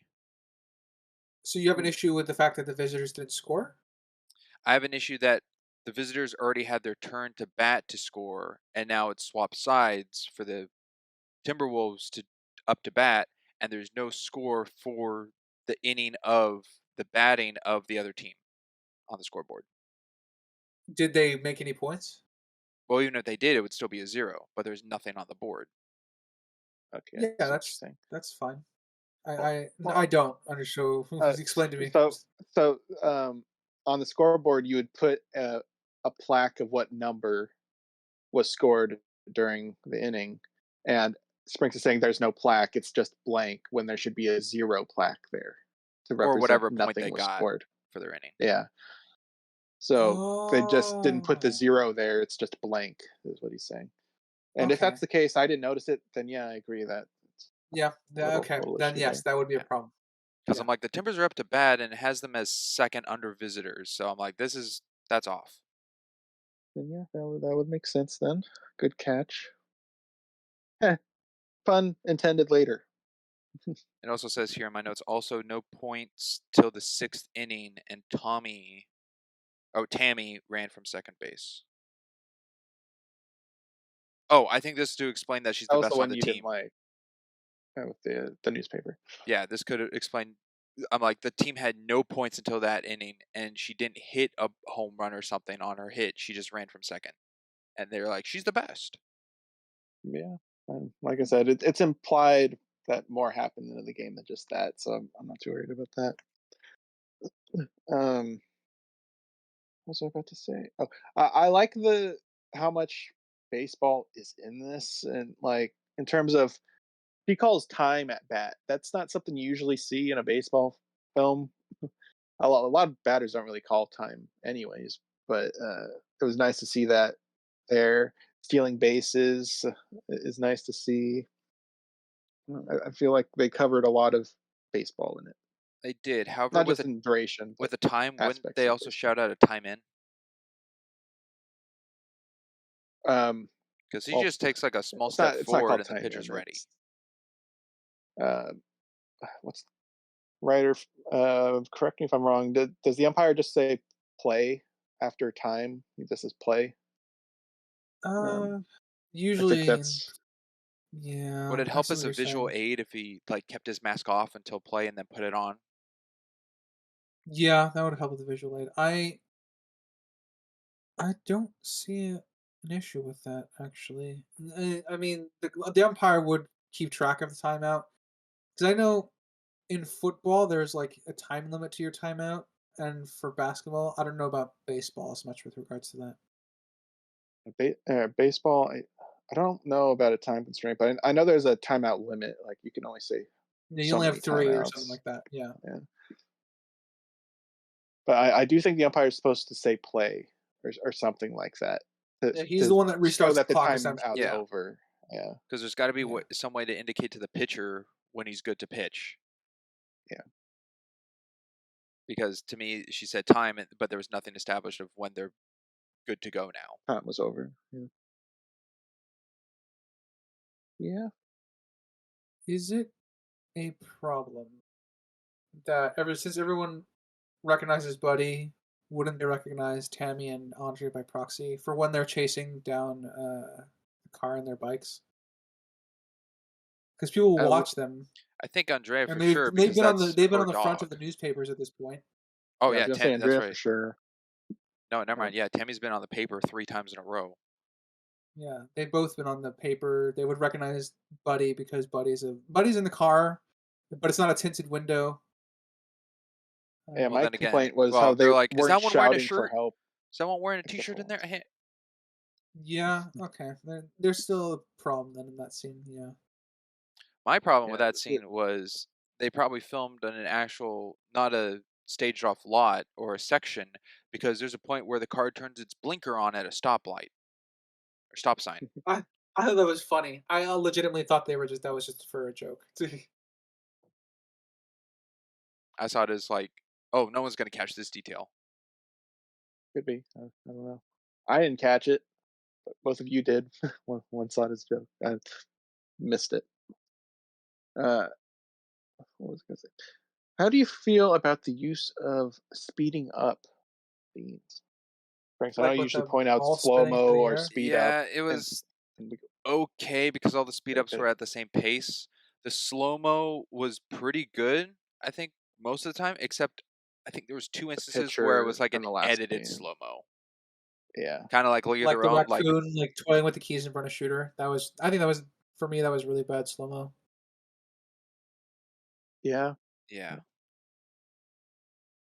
like Oh, in League of Their Own, like all the slow mo was okay of like running to bases, and then there's like that end one where it's like edited slow mo, the frames are off, which I brought up.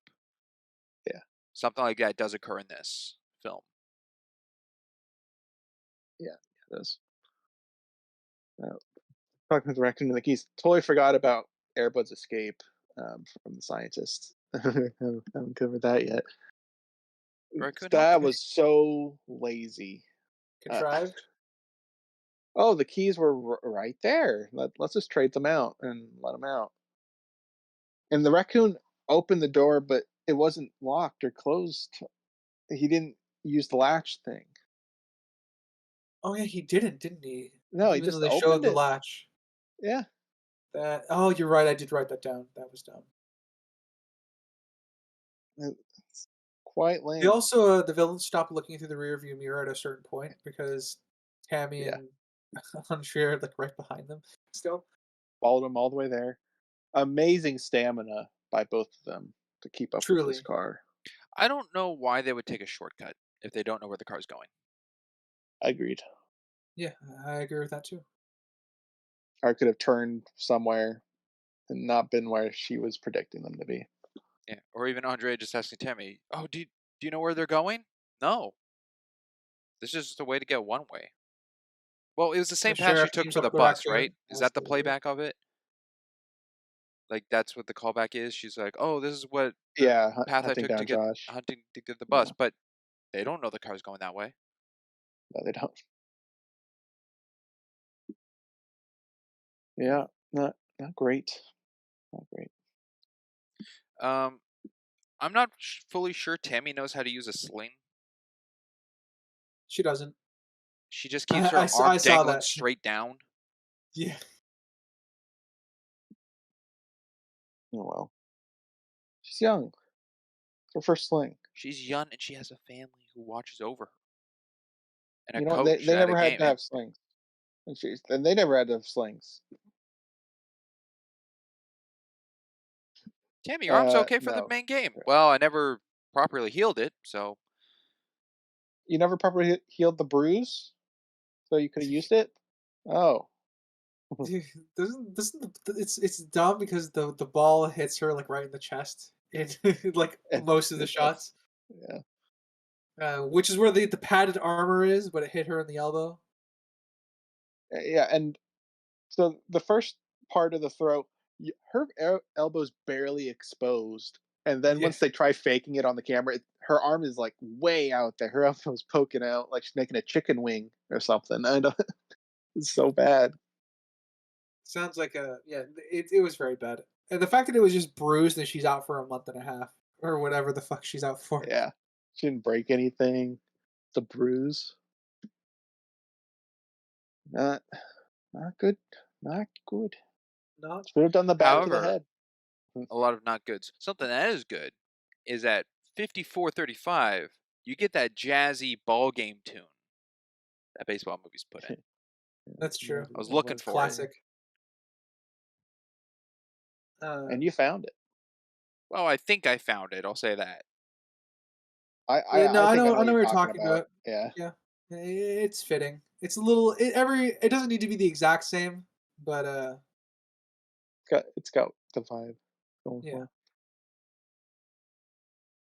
Something I like that they kept in, because I'm sure they took a couple takes, but one of the I don't remember which game it was, but one of the games, the catcher uh, gets hit in the face with the ball.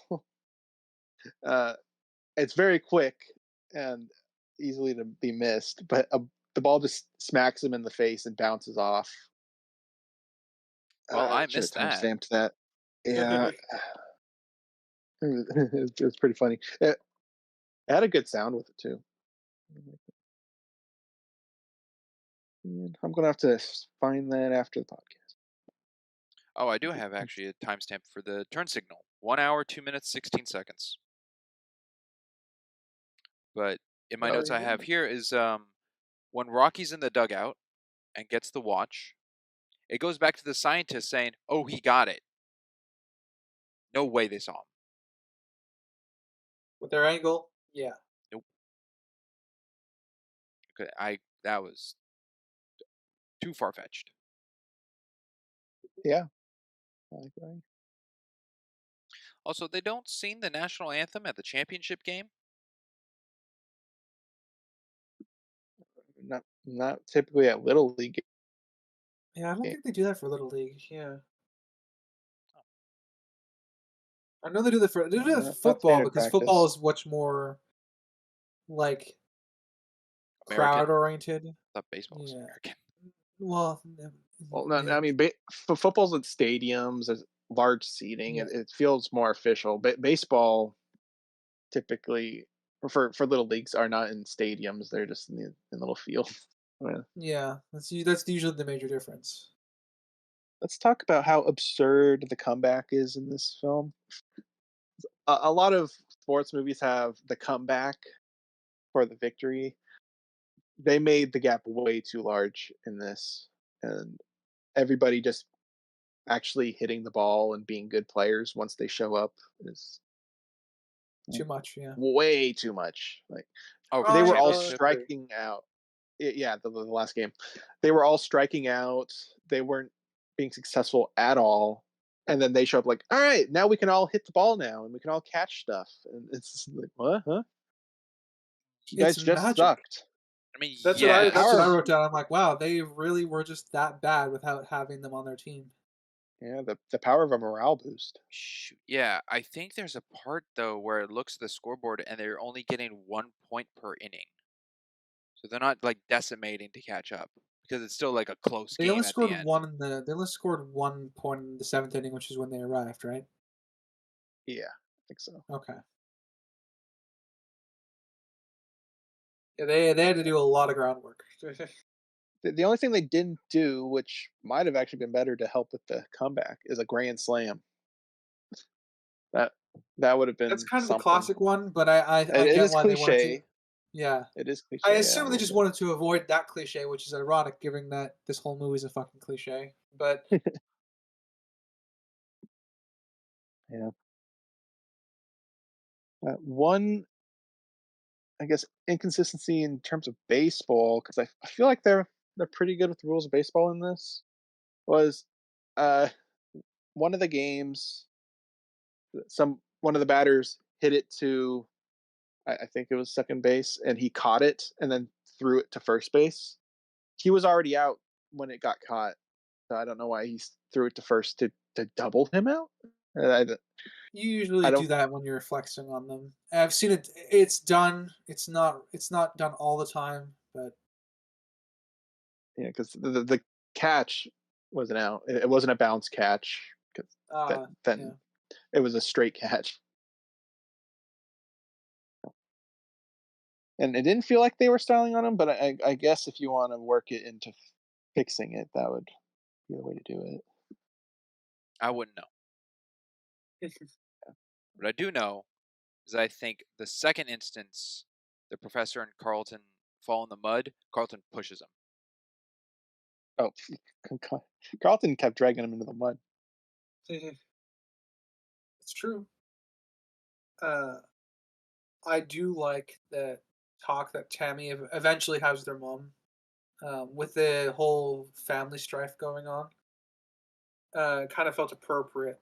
This is after all her brother's stuff has been moved out and put in the storage, and the baby's things are now in there. Yeah, The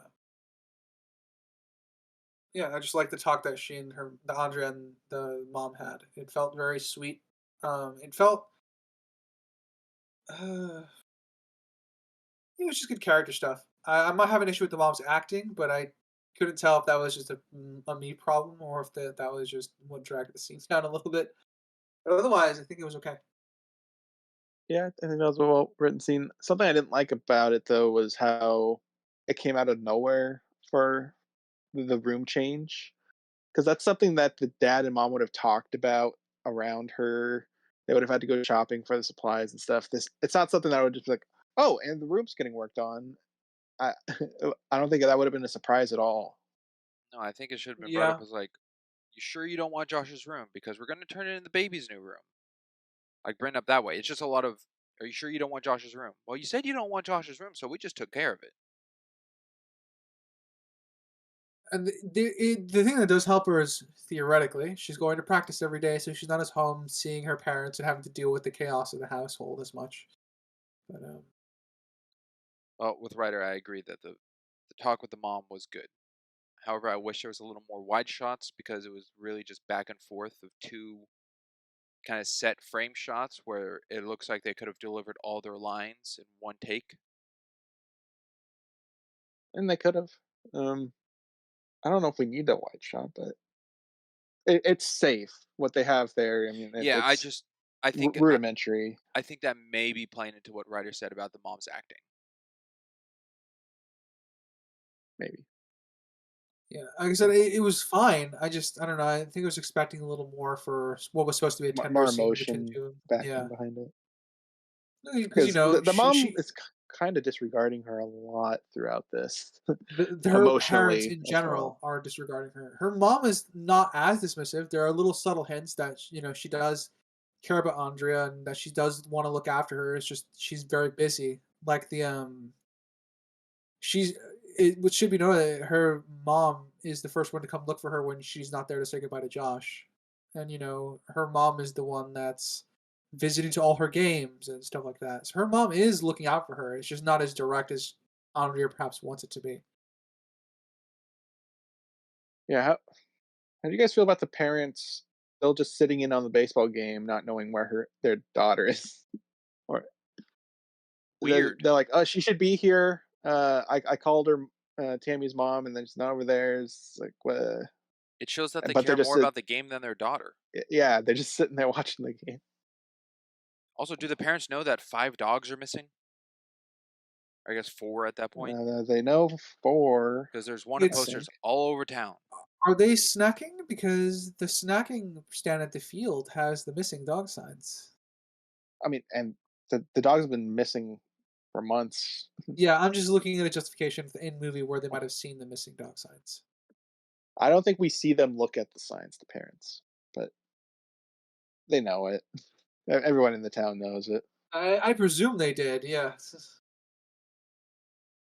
Yeah, the that would fact be the that correct they're like, assumption. daughter's missing. Let's just watch the game. The big game, the one she wouldn't miss out on. Let's Yeah, just sit that's in not on it. worrying at all. Yeah, And where's yeah, where's Bud? Because Bud's also a member of the game. yeah. There's missing dog They're missing posters all over the place. Weird. there's three players for their team. Yeah, they'll show up. The three best players, as the announcer says, That is true. which is rude. Oh Uh, yeah, this announcer's biased. He has a team. heavily biased. He's a local. Yeah. Another thing, I don't. It's not an issue. I guess it's another small nitpick. It would have been cool to see the team go to another school's game, so they were visitors. Yeah, I would have liked to see that too. Everything we Because see is from everyone the just home kind of, game. yeah, hey, we were just kind of there the whole time. Then you'd have, well, no, that would be before Airbud is on the team. I was going to say with Airbud on the team, that could pose issues if they're out of the town. But yeah, I guess that would have been good. Something I had issues with early on was with the whole Josh leaving and her hiding in the laundry. Is how he left Buddy there. He didn't say goodbye to Buddy really.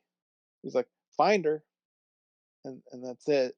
Yeah, and then he gets to say goodbye to Buddy because just by pure the fact that they get there Yeah, to say, I agree. That was a little rude. his No, I'm in goodbye agreement. He was didn't know. find her. Yeah, he didn't know Yeah, Josh would, or that Buddy and Andrea would stop a bus. Yeah, I agree. yeah, that was pretty bad.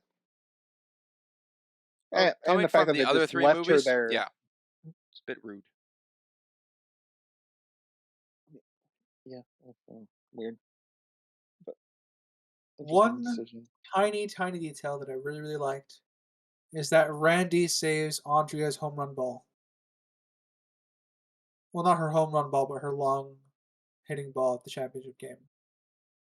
Gift it to her. Yeah, he gives it to her. It was a nice detail that I like. Players who share the same team often do that for one another. When someone's so caught up with the celebration that they forget to save like that ball as a memorabilia. It happens in football all the time. It happens in baseball all the time. It's quite neat. It was a little nice detail. I appreciated. Yeah, I have I have one of my balls. Do you have any of your balls, Ryder? Of like Uh, a significance to the I've game got. ball? I think I got two in storage. Yeah, I don't have them on me anymore, but they're in Yeah, storage. So they're in your I put possession them. somewhere. Yeah, I do want to get display for them at some point, but I do have them. Yeah. And in case anyone's curious on my stance on this, I still have my 2 original on tack on my person. On your person. Yeah. Your baseballs, huh? Yeah. Well, Ryder's got his 2 Exactly. in storage, and you only have 1, so Yeah. All right. Moving on from that joke there. Maybe I don't know. Maybe you do have two baseballs on you. What was I gonna say? Shoot.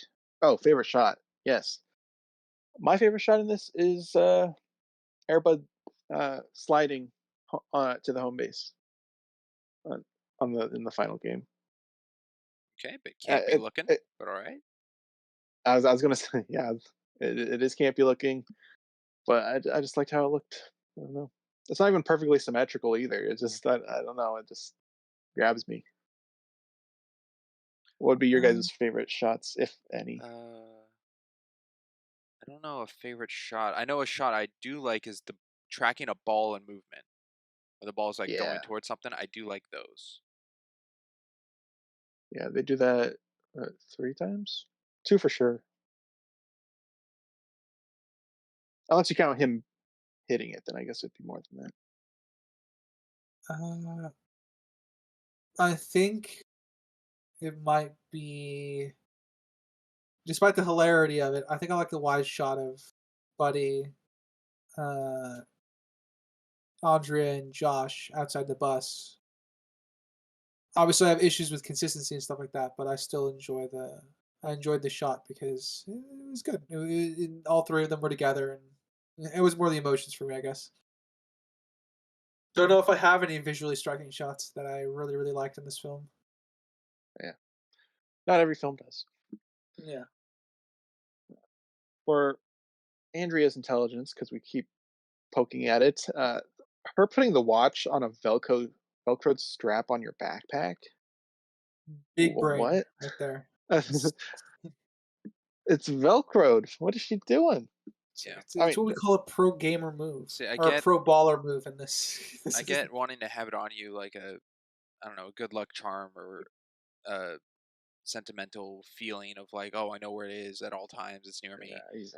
some But part of him's with me all the time. yeah, but on the outside of the bag, so visible to anyone, and then the Velcro. Yeah.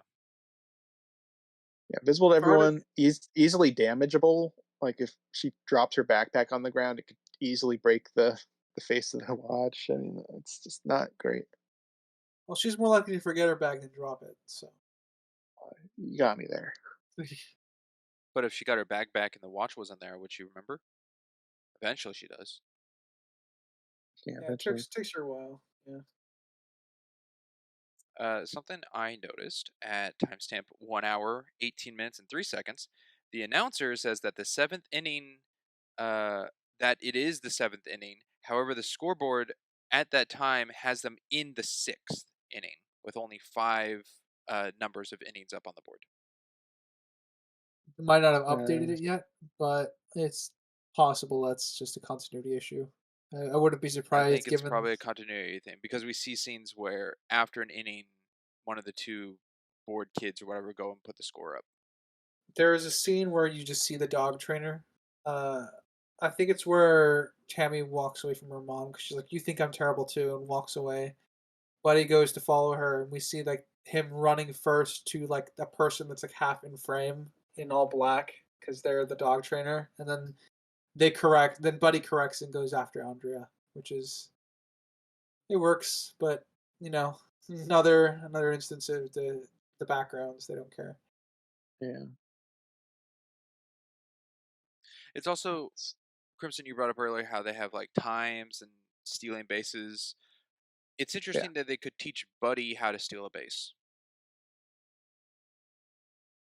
Uh, Teach Wait, so as the in only universe or out, out of universe? Oh, in universe. I mean, in Oh, thing they okay, just tell the he dog just go that way. could have watched it. I mean, in universe this is supposed to be a super intelligent dog. I have issues with the levels of intelligence, but I presume that it's just sport related. I have less of an issue that he picked up on it by just observing the games. Yeah, well, what he is has the super sport the super gene, sport gene? so Yeah, you can't forget that. That's canon.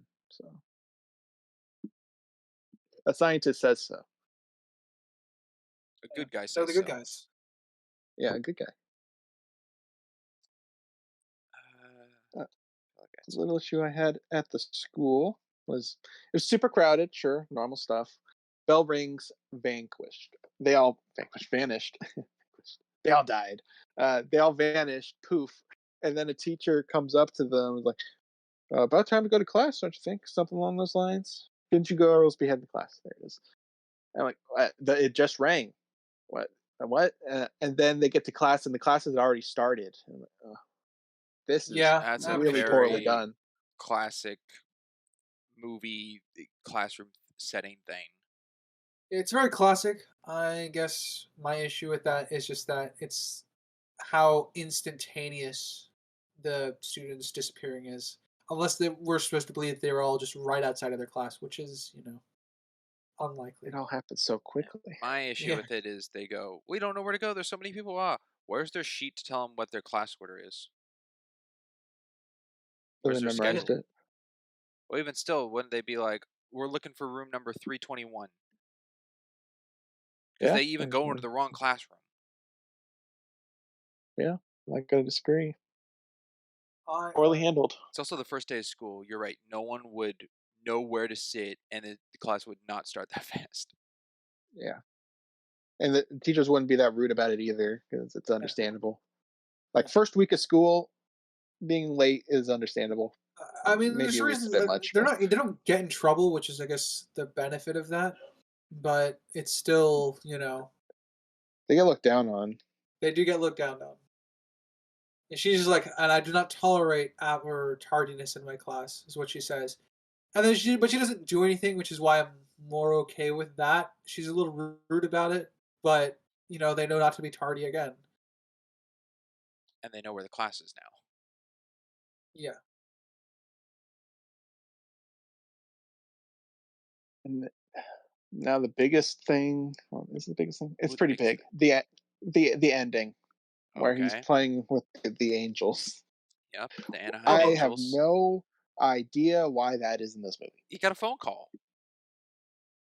It's so shoehorned in. It is. And And also, the phone call wasn't for like, hey, we want him to play for our team for a whole season. It's like, hey, we want him for one game. uh, as someone who I think was actually at an Angels game that year, I don't remember a dog on the team.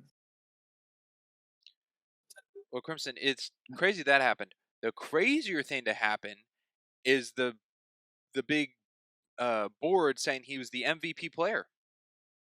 yeah, the winning out.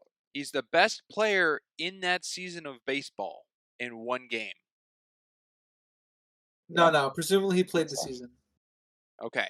I'm like, that's ridiculous. Yeah. You don't Third get to be an property. MVP for playing one game. So presumably he was there for either the They rest of the World Series they called him to or play a whole the season. yeah. That would be the Big perception. bucks. Yeah. And like I said, as someone who was at an Angels game that year, I don't remember a dog on the team. So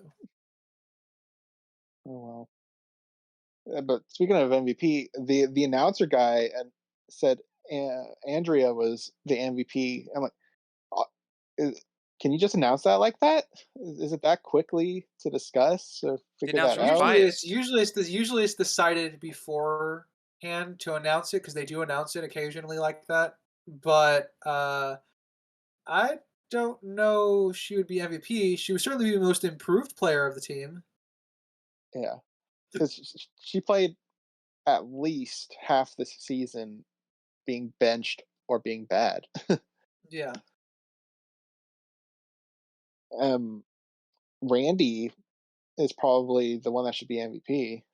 He played the entire season. Tammy would have, but she was set she out was for out. a good chunk of it. Yeah, So if we're I being think Randy realistic, got Randy probably robbed. would have gone. If we're being realistic, Randy probably won MVP on that team. Then Tammy, then well, I mean, like they would give out. I think they give out other awards. You'd have your MVP, but you'd have your most improved player, your your best batter, and Tammy and Andre both could respectively take those awards, while Randy got MVP. How many games are in a season? Which 12 to 14 for Little League. Little League. Okay, so at least 3 of them, to our knowledge, Andrea was in the dugout the entire game. More than that. At least.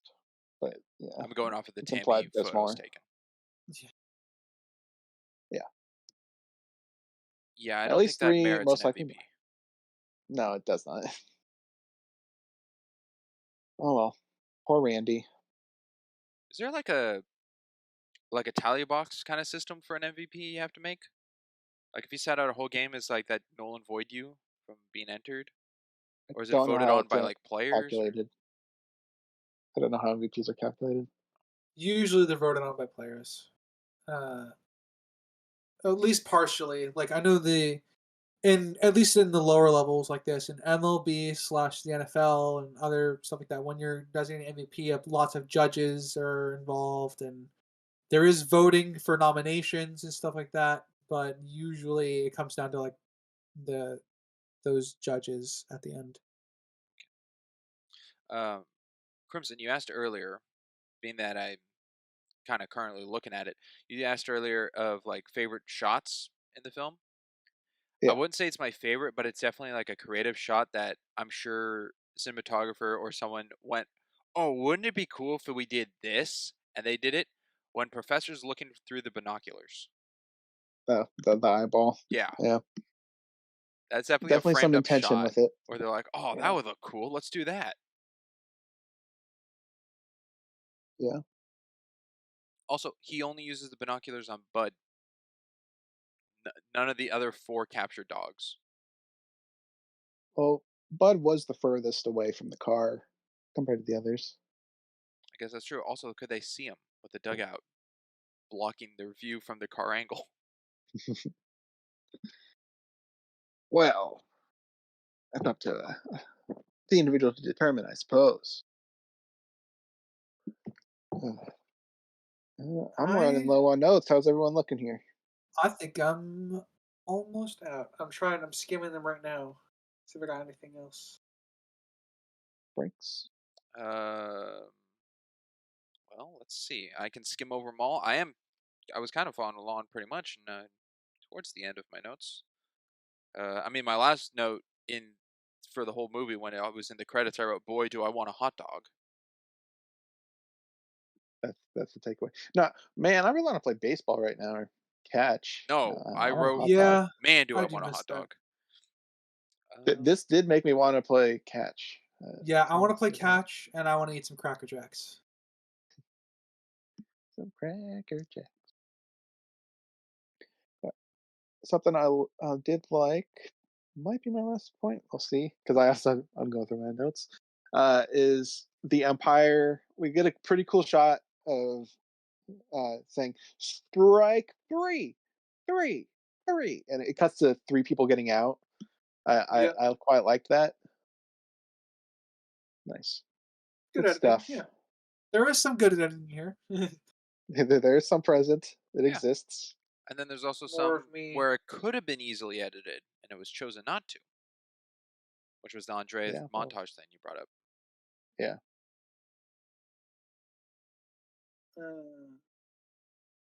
I think I talked about it.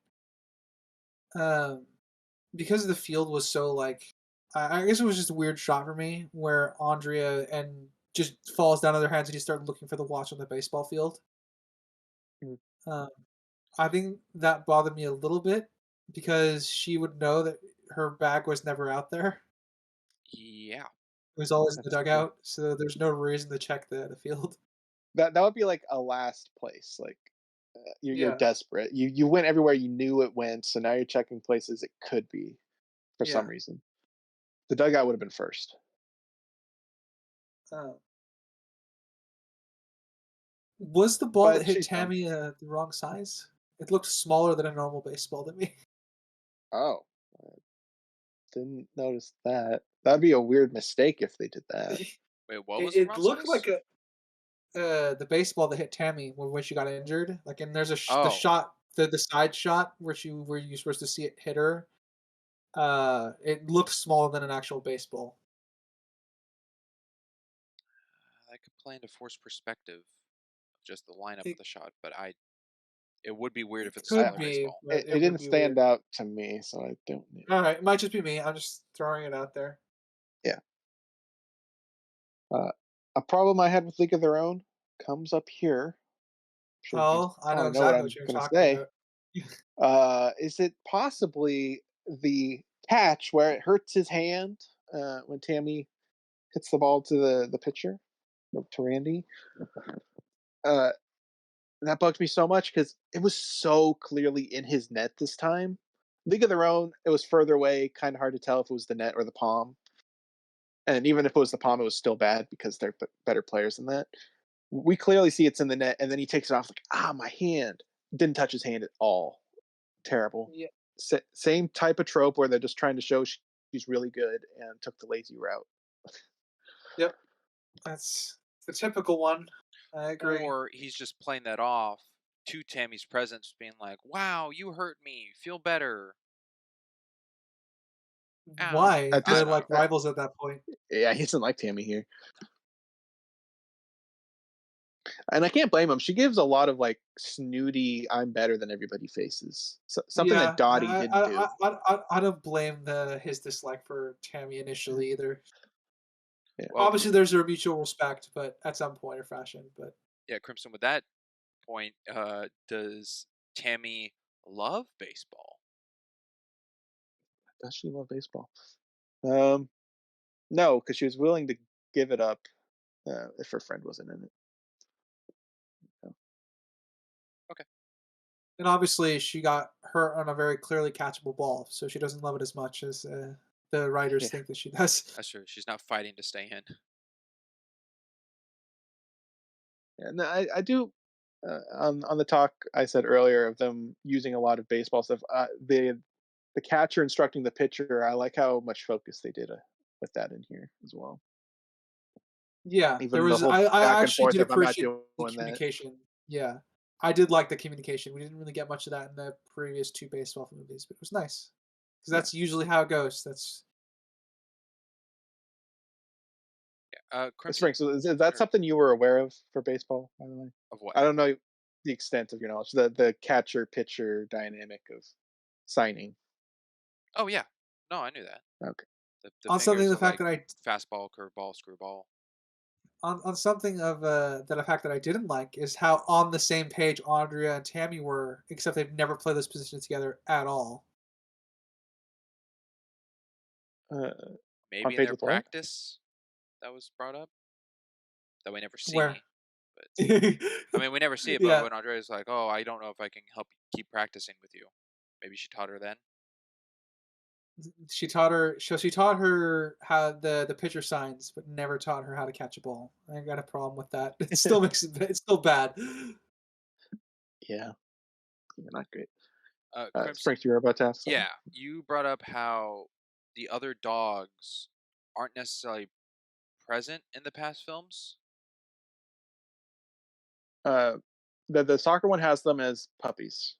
That's it, Okay, are the which would be the third. owners watching all the dogs in the other films? No. Okay, in that case, I mean, even still with this film, it was weird to me. It felt kind of like Halloween Town, like the barber, or just like these monsters put in the movie in little parts. It felt like that for all these owners. Like he's like, oh, my Yeah, dog's missing, my dog, and then it's like, oh, the dogs are back, yay! The Italian barber got his dog back. But it's like he's a very just kind of there guy. sure. And there's also the convenience of all of them still being in the town. Like the Airbud reunion, you'd picture them being like all over the country or out of state or something, but no, they're all in the same town. What's the point of the reunion if they can just see each other whenever they want? Yeah, that's right. Because like earlier on, my question was like, where do these dogs live? Because it's just Buddy's just at home, and then it shows that they're with all these other Different owners. Yeah. owners. Yep. Shows them they're just in town. I do. I guess my last note is Josh shows up to surprise Tammy at the baseball game. I quite like that because it's in character for Josh to show how much he uh, loves Andrea, but I like that Andrea is kind of comforted by his presence just being there, which is sweet. I like it. Good stuff. It's probably my Yeah. last note. A problem I had with it, which maybe it's not an issue, but the fact that he came in at the end of the game instead of the start of the game. Yeah, arrived late. Yeah, he almost missed the game. It was the ninth inning. It's true. So It also, it was yeah, clearly just thrown in there for Andrea's like, oh, he's here. I got to perform well bit, which is fine in isolation. But him just almost missing the game for no reason. We don't hear him say, oh, I just got out of school. I barely made it here. We didn't get anything like that. no, or the parents Any being like, reason to why he's late. surprise, we told them, your game Yeah. was today. Yeah. Oh They yeah. didn't know he was coming here. So Okay. Clarifying. Yeah, that's a bit of a problem. I like the fact that he does show up. It's a nice emotional reunion. But yeah, there were. I don't know. It could have been a surprise, but something from he would have been there from the start, Well, pretty it also much. plays in, how does Josh know she's doing baseball? I mean, she's been in baseball for months. I'm sure someone told him. Okay. Yeah, someone could I have can told him. believe But that. does he know the That's championship game is at the home area? Did he like go to other schools? That's why he's late at the ninth inning.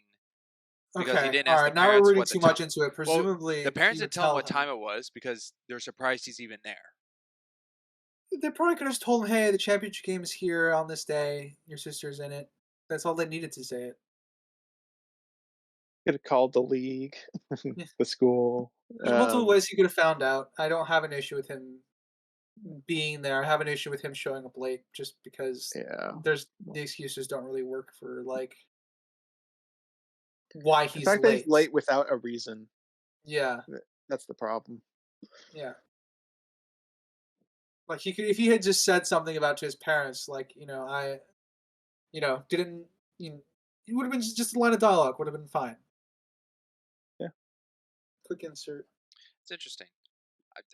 I'm sure that plays a lot into the writing aspect for this for you, writer. But just little lines that aren't present that could fix a whole lot, and then a line that is present that damages things. Yep, that's how it is.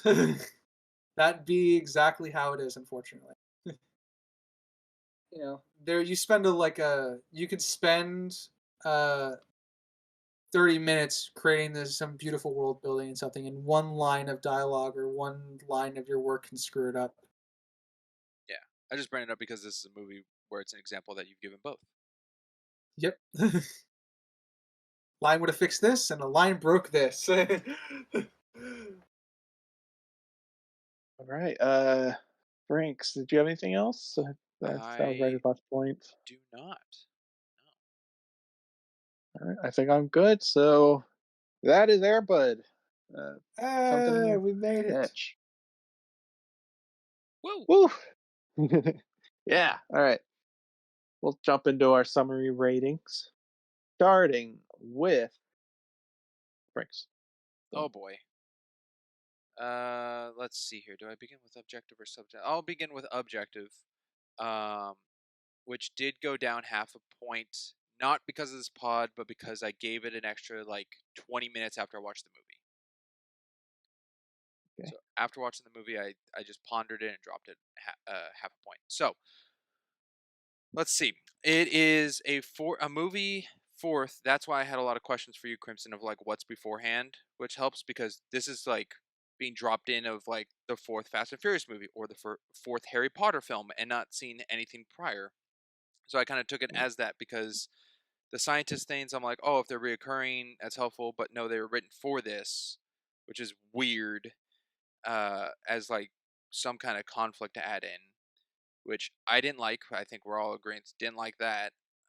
They could have used that time for them to strengthen, for me, more of the baseball stuff, more of the family stuff. Give that to like Andrea practicing with Tammy that they're discussed that we never see, and possibly, a little bit of like Josh running late situation that we don't see. So something like that could have been helpful. The acting to me is very fair, I guess. It's very, Disney Channel acting. I think Andrea's portrayal of like being saddened by Josh not being around and talking to her mom about feeling neglected is very, I think that's very well done, how she conjures up the tears and her sadness. But the mom's very Josh is sure, Airbud, fine. There's not a lot of expression on the dog's face of a situation. This And not dog soldiers. That dog No, acted this dog under the no, table. the eyes of that dog are still engraved in my head. Uh, a lot of the characters are very cartoony. The announcer's cartoony, the umpire, the professor and Carlton. But I think that's just like to go with the tone of the film. They're like, oh, this is a Disney movie. We gotta be, more magic zany people, and I don't think that helps at all for really of their acting ability. I think it plays more into just like a comedic feel from these serious points of the film, which help in that regard. So I guess that helps with the overall tone. The pacing is fine, except the scientists shoehorn in bits, which kind of just broke it up for me at parts, and I'm like, eh. Lighting is very natural, nothing really artificially used. Um, the cinematography, the umpire is the one character I think the cinematography is like used to help with his help make him a character, which is weird. Like the lower Dutch angle shots of him screaming is like part of who he is, to like make him more of like this loud character. Everything else is kind of is fine. Um, there's some fast shots. There, the whole speed up, slow down, slow mo bits are fine, except there's a couple that are like edited afterwards, which is interesting. I'm with Ryder here. I'll let him take the main plate, but the writing's very like wish wash, where could have helped, could have not helped, and they chose what they chose, and it was not as strong as it could have been. What have I not touched on? The use of practicality, I guess, for the dog acting and everything. I think that's really great. I fear slightly they had a trained raccoon, and that's why it's in the film, because Crimson brought up the raccoon's not anything else. So if they're like, oh yeah, we have this raccoon we just trained and could use for the film, they're like, sweet, let's use it, and wrote it in that way. Could have been. Or if they wrote in some like sidekick character and they're like, hey, what other animals do you have on standby that we could use? And they're like, oh, we got a raccoon, we got a bird, we got a whatever. So that, eh. Um, so overall, I give it a 6 because it's just a little above um, what I think is just like a very flat middle ground movie. I think the whole family feel of neglect on Andrea to play the game, and that could easily be played into her character as well, as why she's not staying so focused on the game. And when she makes the team, she's so enthusiastic about it, forgetting the baby schedule, and is so happy because no one's really giving her a lot of care about the baseball thing that she seems very interested in because of Tammy. So that could be on her mind this whole time, that we don't really peer into her mind, but her characteristics outside of it. So I think that's decent and good. My subjective is a little on the opposite side of that. I'm giving it a 5. I think it's just a little of a baseball film. I mean, it takes what 22 minutes to get to baseball being a part of it, which again, it's very focused on Air Bud and all the previous things he's done. So it's like, oh, this is Bud and Josh is leaving, and so characters that's been a thing. So it's kind of that, I don't know, intro, but it's a very long intro for an hour and a half film. It's not terrible entertainment wise. Like I was able to get through it all, it was fine, but I wouldn't watch it again necessarily. Maybe a marathon of like all the Airbuds. Um, so yeah, just a little nick down of like a middle ground 5.5 for me. Okay. All right. I guess I will go next. With Before you start, because I potentially have a question for Springs. What did we think of the baseball itself, like the movements and the practices of Very that? Now that we've seen flashy, other baseball movies, like yeah. very quick Uh, stuff. Like it doesn't show a full game; it just shows like to a base, one catch, kind of thing. You don't really get to see what the whole play of a game was. like I the reason I think bring he's this up is talking because I about think how people play it. yeah, I was gonna say Andre's pitching was horrible. I was gonna say The she's the only overhand. one that stood out to me as bad. Like Everyone else seemed especially, fine. especially since he went through the arc or whatever, that didn't get fixed. It bothered me a lot. Yeah. So I just wanted to bring that question because I didn't know if you had anything to add on to that, Springs. I guess Uh, I could play into acting of the demonstration of playing the game. But I okay. mean, I think that was covered up by a lot of the other characters. Seem fine. Okay. I just wanted to get your sense on that. All right, take it away, Crimson. Sorry. Pick it away, Ernie. Yeah, I will start with my subjective. As I mentioned, it is a childhood film, but I also mentioned it was the one I've seen the least of the main Airbuds. Uh, Having seen it now as an adult, I still feel the same way as I did back then, as in it's pretty low compared to the others to me. So I'm giving it a subjective 5.5 as well. Something I'm totally fine watching again, but I wouldn't just watch this one. I'm with Spring because I'd have to marathon it. I wouldn't just watch this one. And for clarification, I gave mine a 5, not 5.5. Oh, So you're a little sorry. above me. Thought I heard you say that. Well, 5.5 still. But agreed with the same points. It's watchable, but in a marathon sense. Objectively, there's not a lot right with this film. Josh and Andrea's dynamic, the sibling dynamic, is something they do get right. I think they did a good job with that. It feels real. There wasn't, I mean, even the artificial drama, I guess, of her being in the laundry basket and conflicted or worried to say goodbye to him is believable, but the way they approached it was not good at all. Like she's like changed her mind because Airbud found her and chased down the bus. It's not necessary. They didn't have to do that, but they threw that in there. His whole bedroom thing, they used a lot of screen time revolving around that, and I don't know why particularly, but I think it's okay with the payoff with the mom's talk, even though I agree with the writer. Something with the mom was a little off. I don't know if it's acting or just line delivery. I don't know. Something was off. It felt Uh, mechanical. I guess would be the word for it. yeah, there wasn't much emotion behind it. Sorry. I think all the dogs did a good job with their air quote acting, their performances. Did good job. So, hats off to the trainers. The use of practical effects being mostly just real dogs and then one puppet potentially was good. Bad guys, I've sat on it. They are removable because I was like, what's the criteria on the others we've cut out? They can cut out, and we can afford to change like one thing, and it fixes their absence.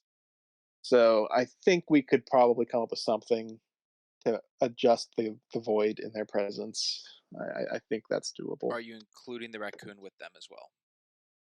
Yes, because what I was thinking a fix in my head would be like, what if Josh was on his way and got in an accident or something, a fender bender, and Airbud for some reason sensed it and ran off to find Josh, which would also explain why he's late. Uh, that to fix it, it would be a different direction for the movie, but it can be worked around why Airbud ran off. So I think they can be removed. We don't need the whole missing dogs stuff because the core plot of this is the baseball game, and the missing dogs have nothing to do with it. Uh, Other than it's cool. I like that we get to see all the kids, the kid dogs, the pups.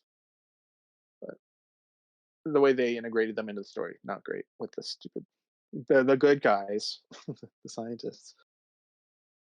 The editing's choppy. We brought that up several times. Don't need to really dive into that much more. Andrea's,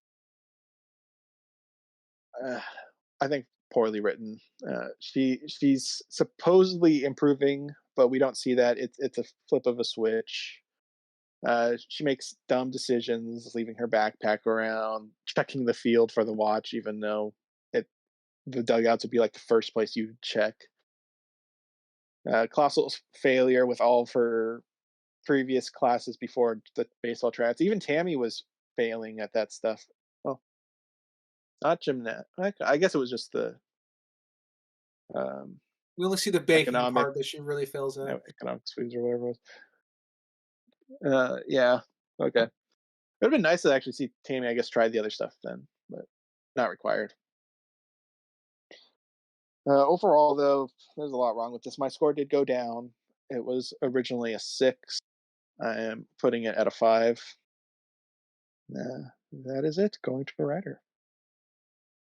All right. I'll do my subjective because that was very easy where I sat on.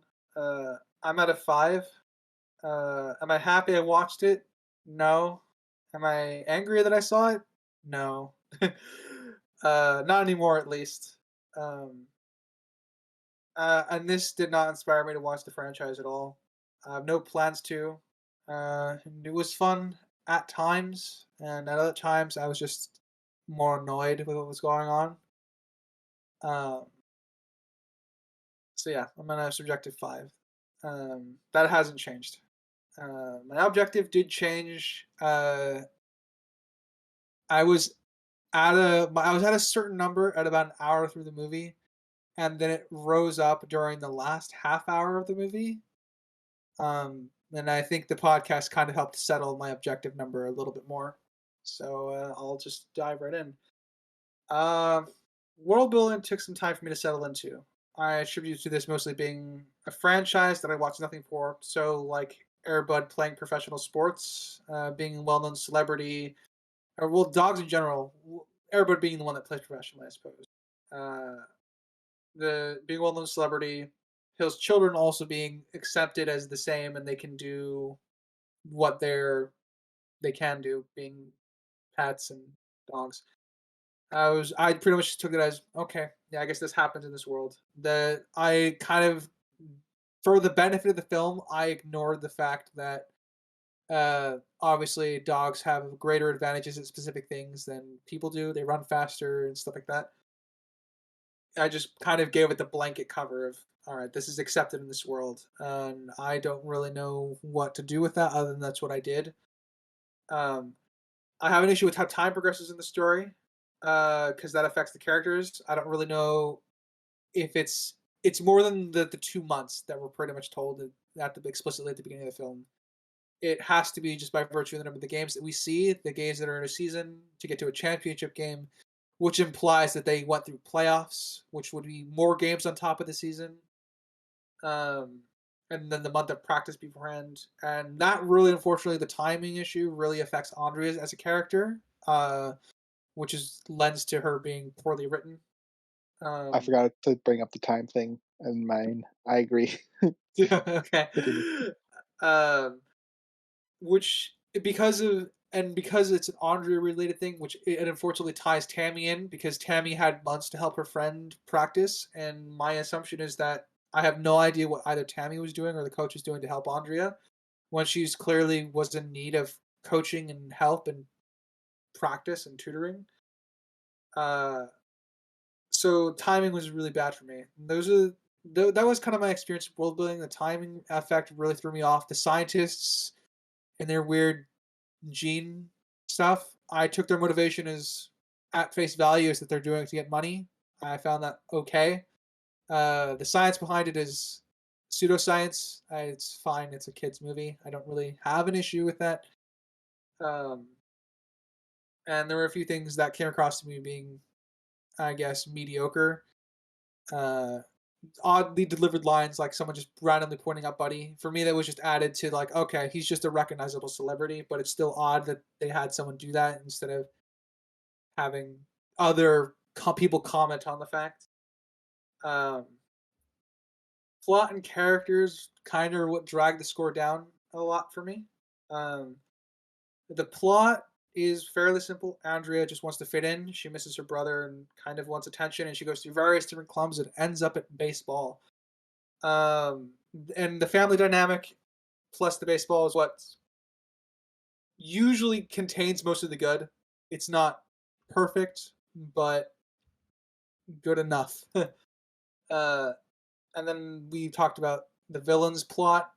Like the villains characters, their plot is unfortunately worthless. um, the the villains contribute nothing to the overall story. Um, because I think I said is if they hadn't been there at all, the kids would have been there at the start of the game without Buddy running off, and they would have won.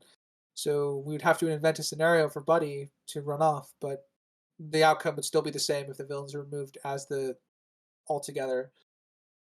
Um, the last half hour kind of ruined a lot of the build up to that story because it fell very hard into cliches, but at the same time, the cliches I think are what saved the writing because cliches are easier to write.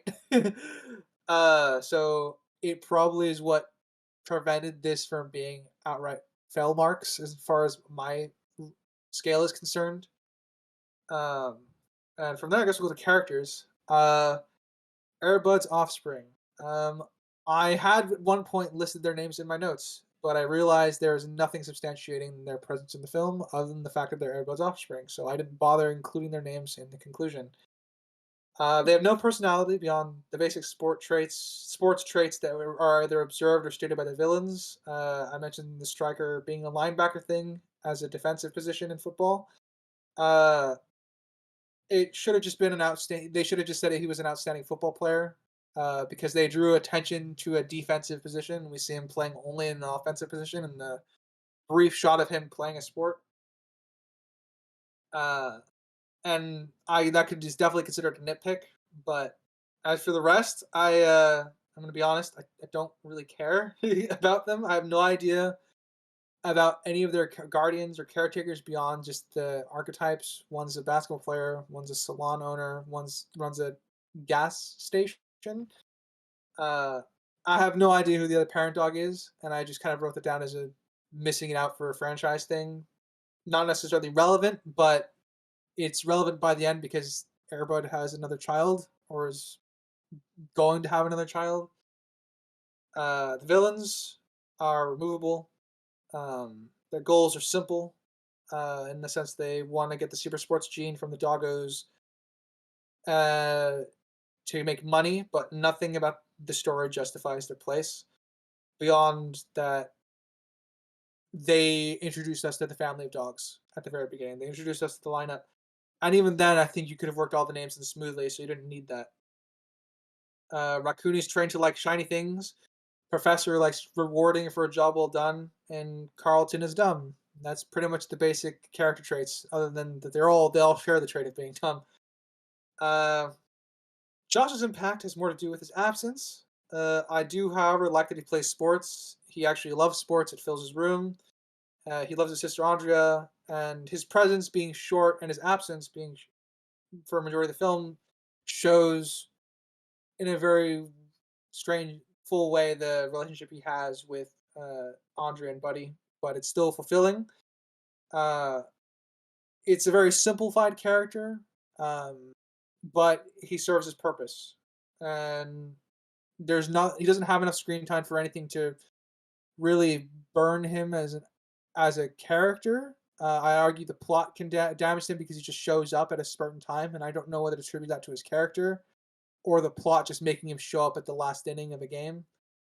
Um, the father or the stepfather is stupid and clumsy and randomly falls at times. Nothing contradicts that, unfortunately, but that was what I'm told is a character trait in one of his first scenes with him. He likes to grill, and he's an okay griller. He just has a lot of fire around him. Um, he's not the closest with Andrea due to what I'll consider partial negligence, but also he's just very clearly focused on other things. He's very busy. Uh, but the important thing is he still loves to help his kids. It's just more subdued than even the mom. Like he helps Josh pack up his car. He still shows up to Andrea's games. He probably went around to help pack up Josh's room and prepare for the baby. He also goes away to help deliver a horse's fowl, which is a little weird, but it comes to me that he's a very community-oriented guy. Probably is the one who I imagine put together the family reunion at the beginning. That seems like something he would do. Um, the mom is probably the most lenient on Andrea throughout the film. She's the one that has the most interactions with Andrea in terms of the family outside of Josh. She, like Andrea, can't harmonize for music for shit, which I guess I liked as a kind of a through line from daughter to mother to daughter. Uh, she's often busy multitasking, but it should be noted she was the first to look for Andrea when she wasn't there to say goodbye for Josh. I had a very odd scene that I forgot to bring up. She's surprised by Buddy's ability to play baseball, which for me means that she just forgot her dog's a superstar, which was a little fucking odd. That's Um, true. and I don't know if that's a contradiction from her places in previous parts of the story, or whether that's just how she is in this film. But it's another Nick. Uh, Despite the busyness, however, in her life, I do like that she still tries to make time for her daughter, and they share the feelings of missing Josh, and we do get a good moment with her character. As I said, I think it might be with the delivery of it that I might have a problem with, because it is a conversation they need to have because we're shown that Andrea is clearly feeling pushed out. All right, on to Tammy. Tammy is a good baseball player until she's not. Uh, where she gets wounded by the ball, where a bruise puts her out of the game for several weeks. Neat, I guess. She's shown to be observant over her friend at earlier portions of the film, which she fails immediately as soon as baseball starts into not being observant or not trying to help. Neat. Willing to stick for her friends, getting them on the team, but is unwilling to go as far as the film shows to go as far to help them. Uh, Other than the "they practice together" line. This ties definitely into the world building issue about timing or bad editing. She is shown to cheer and support Andrea, but it's contradicted with everything else that's written in for her character, and that's a big fucking problem.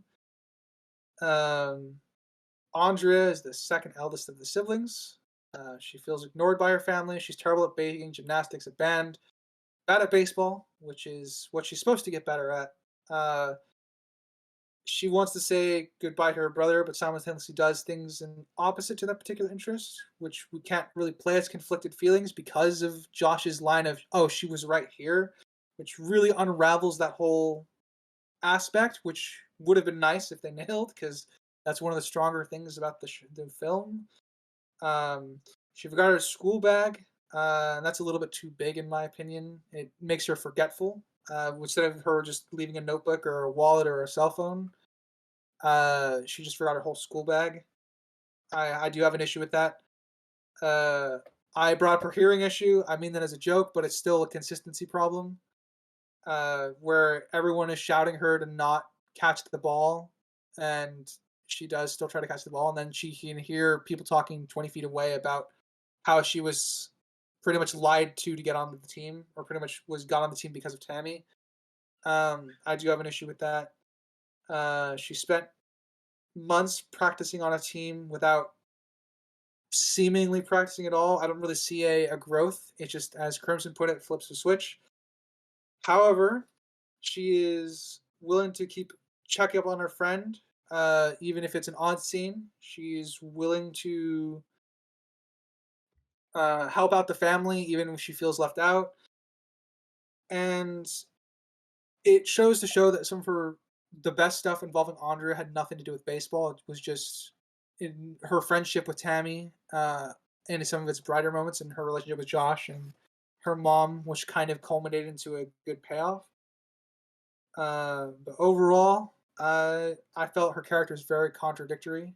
And like Crimson, I unfortunately label her as poorly written, but I do like her character and concept. But that does not save you from an objective scale, from my objective scale, pretty much. And last, I left Airbud.